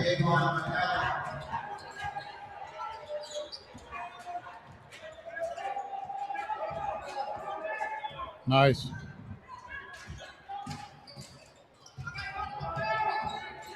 Nice job. Get in, and one. There you go. And Nick Hefner with another bucket. What's nice about that is he drove the lane or drove the baseline with his left hand, went up with his right hand and got fouled, finished the play, scored 2, hopefully finish this off for a 3-point play. Well, let's finish this off right here. Get your legs underneath it, get a little lift on the ball like Sloan said. There it is. That's better. You know, he's got a pretty shot. I think he's getting a little comfortable playing out there. Got a lot of confidence.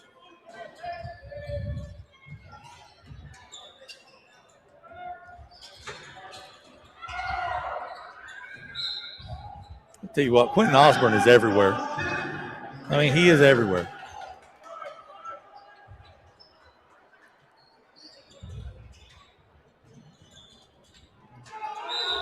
We got Todd Stevens saying something here. He says Nick is definitely having a game tonight. He is at that, Todd. He is at that. Todd's on board with us. Yeah. Coach Shardick's going to call a timeout. Looks like it's going to be a full. So you're listening to the Bird's Nest and Mobile Man Music Media. I think you already went to commercial for me.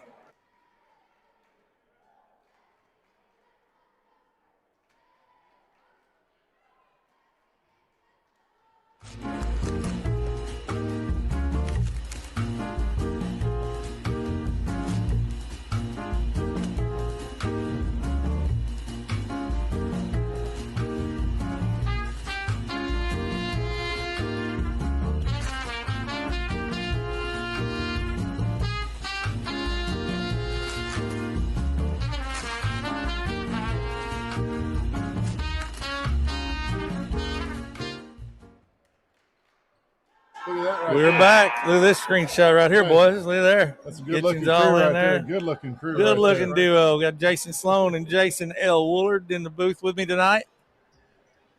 Redbird Hall of Famers. Great friends. And hey, boys, you want to feel old?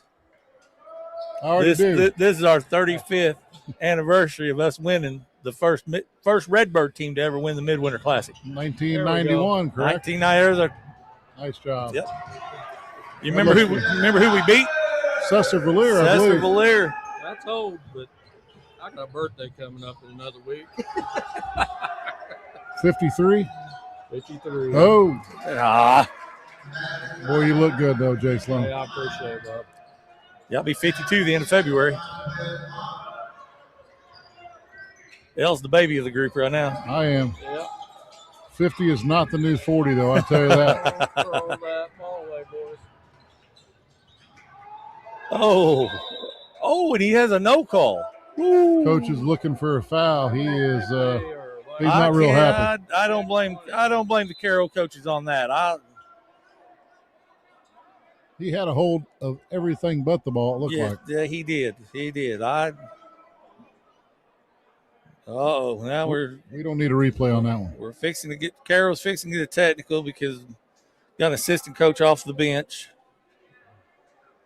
They drove a long ways. They need to be allowed to say a few things. They drive back and forth every day. Every night. Yep. Oh. Yep, they'll drive up tonight. They'll drive up tomorrow night. Drive up Friday night. Right. And tomorrow night will be a late night for them because there's 2 girls' games before.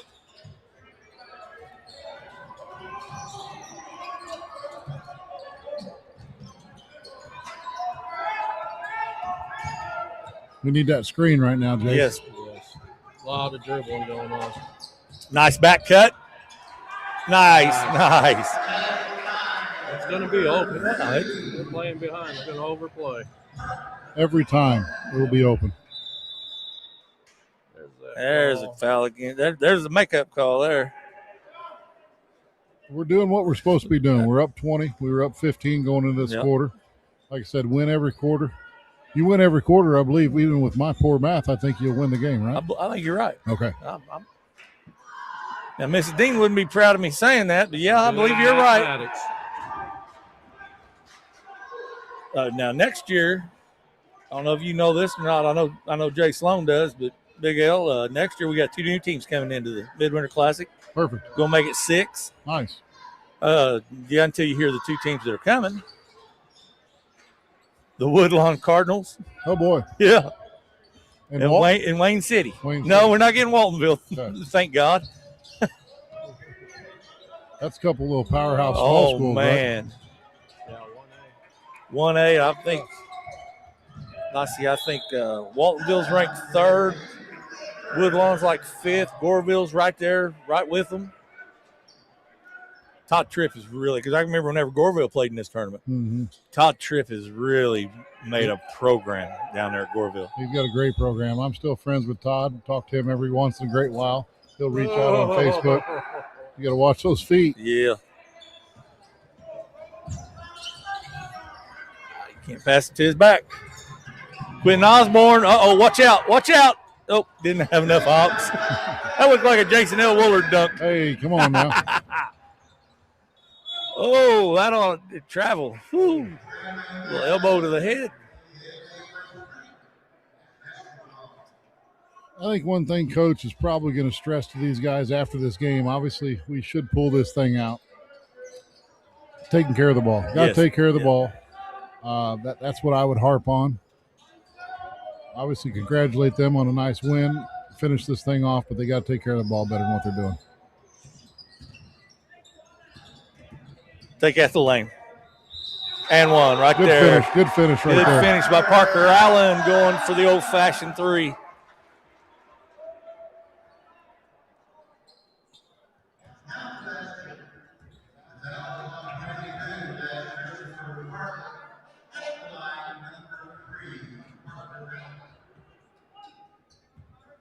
Well, we made fun of the first half. Both teams would score 100 points combined.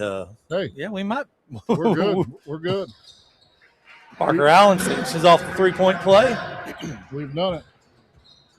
It's nice to see a 60-point game Oh, with that it is. scoreboard. They're going to touch 70 tonight.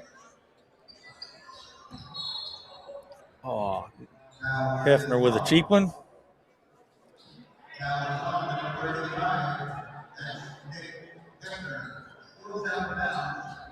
Mike Matheras says, hey, guys. He came in earlier and said he was in Mexico. He traveled. They didn't call the travel on that.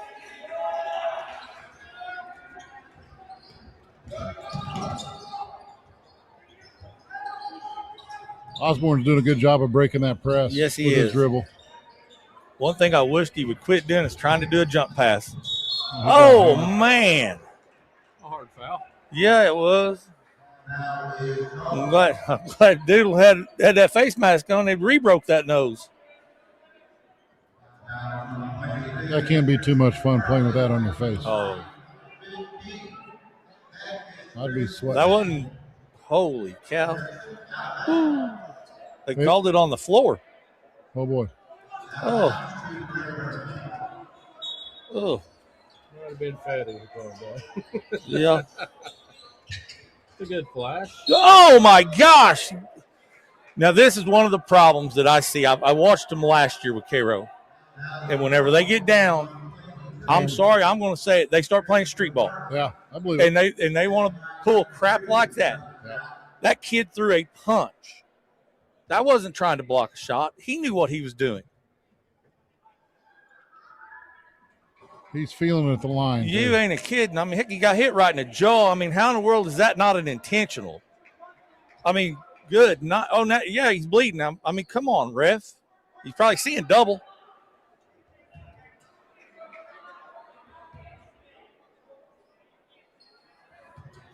He can't see the rim because of tears in his eyes where he got hit in the mouth. There you go. Nice hip check by Cannon Cass. Put him into the boards.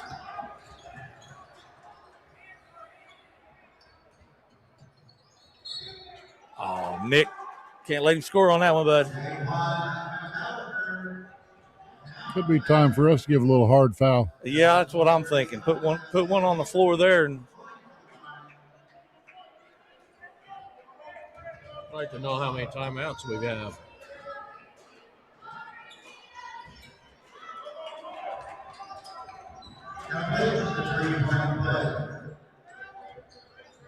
Where's that screen? get right to the middle. Move to the top of the key. Got to move. Take care of the ball. There we go. Good spacing and good passing. Get a little back cut here and there. It's going to be open.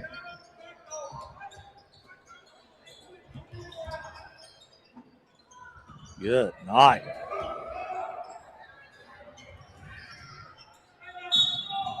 Charge. Well, it could have been a travel. I don't know if there was a charge, but we'll take it. We'll take it. Woo. Cairo coach just sitting down on this one. I'd hate to see our turnovers right now. How many? Don't make your big man bring it down the court. Hey, I used to bring it down the court. Not very often, big boy. Oh yeah. We just need to get you down the court. Stay under the basket. There we go. Man, I tell you what, bring you guys on and just killing me. Hey, you mess with the ones you love the most. That's big man. right. That's right, baby. That's right. Short, doodle with a rebound. You do know the best way to break a press, don't you? Tell me. Not by dribbling, by passing. Absolutely. It's hard to do against a man-to-man press. You got to move to the open spots. I was waiting for him to say, have Jason L just take it out of bounds and you just take off running. Well, against a team like this, you could hammer them with that pass because they're so aggressive. How many times do you think we did that, Jason Sloan? Oh, I'd give the over and under. That's hard to even. I'd take an over and under on 100. How many points you score in high school? Yeah. I don't know. Average. What we average? You averaged like 16, and I had 14, I think, or 15. So whatever that is, you know. I'll guarantee you was close to 1,000. I didn't play much varsity. Oh boy. That's a little hard on me. If you don't remember, I had long hair. Yeah, that is true. You know what? Hefner getting a well-deserved rest. That was important. I thought that playing JV ball and the group that we had, we really learned to play with one another. You know, people showed up. We were scoring 80 points a game, and we were exciting. We were a fun team to watch. Getting out-muscled right now, boys. Yes, they are.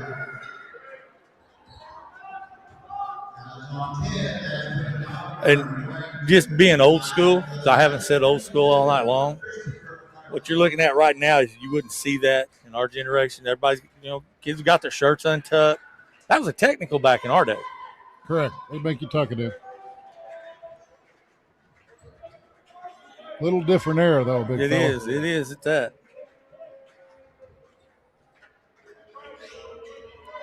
Now, me and Mr. Odle, we've argued about this a few times. Not argued really per se, just discussed. I say kids are different in this era. A little softer. They're soft. There's no doubt they're softer. And a lot of that has to do with, social media. Hey, when we were kids, you had an Atari. It's good graphics. Parker Allen with a 2.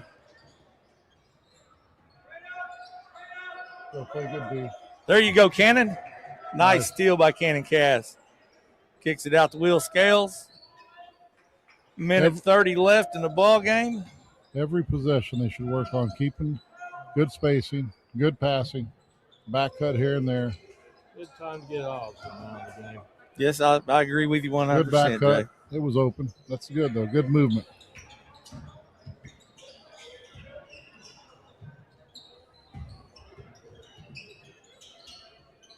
Be an open shot here or there if they want it. I think we're just content on holding the ball. Pretty happy taking care of the ball right here. Keep moving. Under a minute to go. Nothing wrong with that shot. No.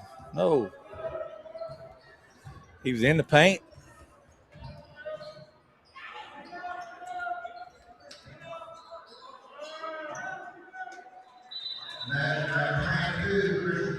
Christopher Farley with a 2. And there you go. I'm telling you, you guys have got a near bud in Coach Surdick's. Give him at least 40 seconds of rest for the next game. Well, he gets the next 2 days off because they don't play again until Friday. Oh, good night. Samples comes in and saves the day. Peyton Allen got mugged down there on the opposite free throw line, but real close and over and back. We yes, don't want to do that. It was. To finish the game off, I think Cairo's content with letting us dribble it out. We're going to get us a nice victory right here. Oh, man. Hey, guess what? Hang on. 3, 2, 1. Hey, for the second night in a row, I get to say, birds win, birds win. Birds win. I love it. Love it. Had a blast with you, Big Dan. That's good buddy, stuff I'll up here. tell you what, man, I appreciate you guys coming in. Big L come in for Peoria. I know you was down, but Only sad thing is Big L didn't bring us nothing to eat. Yeah. He posts all that stuff all the time. I know it. I should have brought something. Need to have a cook-off between him and Bart one day, and me and you be the judges. I'll do it next time. I love Bart's cooking, but from what I see, what L does, it's amazing. Cheerleaders out doing a little victory celebration. That puts the West Frankfort Redbirds at 2-0 in the midwinter tournament with a 68-45 win against the Cario Pilots. Cairo looks a little dejected. They've got to regroup and get ready for tomorrow night against Crab Orchard. Well, y'all making fun of me about now? No, not making fun of you. Listening to you. Oh, okay. We're excited. You're doing a good job, big fella. Well, I'm trying. I'm trying. Tony stuck around. Yeah, Coach Toney stuck around for a Redbird win. This is the kind of win that they need. They didn't allow just to go stagnant in the second half. They actually stretch their lead out. They kept it. Absolutely. And them runs we talked about, they didn't allow it to happen. Yeah, they stopped there. Whenever the Cairo went on a run, it wasn't a timeout. They stopped it themselves. Mm-hmm. And we all know this. You can't walk down into that locker room and just forget about this. You got to take something from it, learn from it, and get better. Exactly. And postseason, it's not far away. No, and, you're looking at months. This could mean a lot right here. Okay, boys. Thank you, big fella. Redbird player of the game. We got a Redbird player of the game here. I got to go with the big guy. Oh, I've got to. Hey, a shooting guard going with the big man. I like it. He was a difference maker. I'm going to second what Jay Sloan said. I thought Nick played a heck of a ball game. I thought he took the ball to the hoop. He did a nice job down low. Just did a lot of things really well. And I'm going to give it to big number 24. I'm going to be a third one on that one. The big man gets it. Nick Hefner, your Papa John's player of the game. See how that worked, Danny Loeh? I don't have time to do that. We got a little cheering in the background.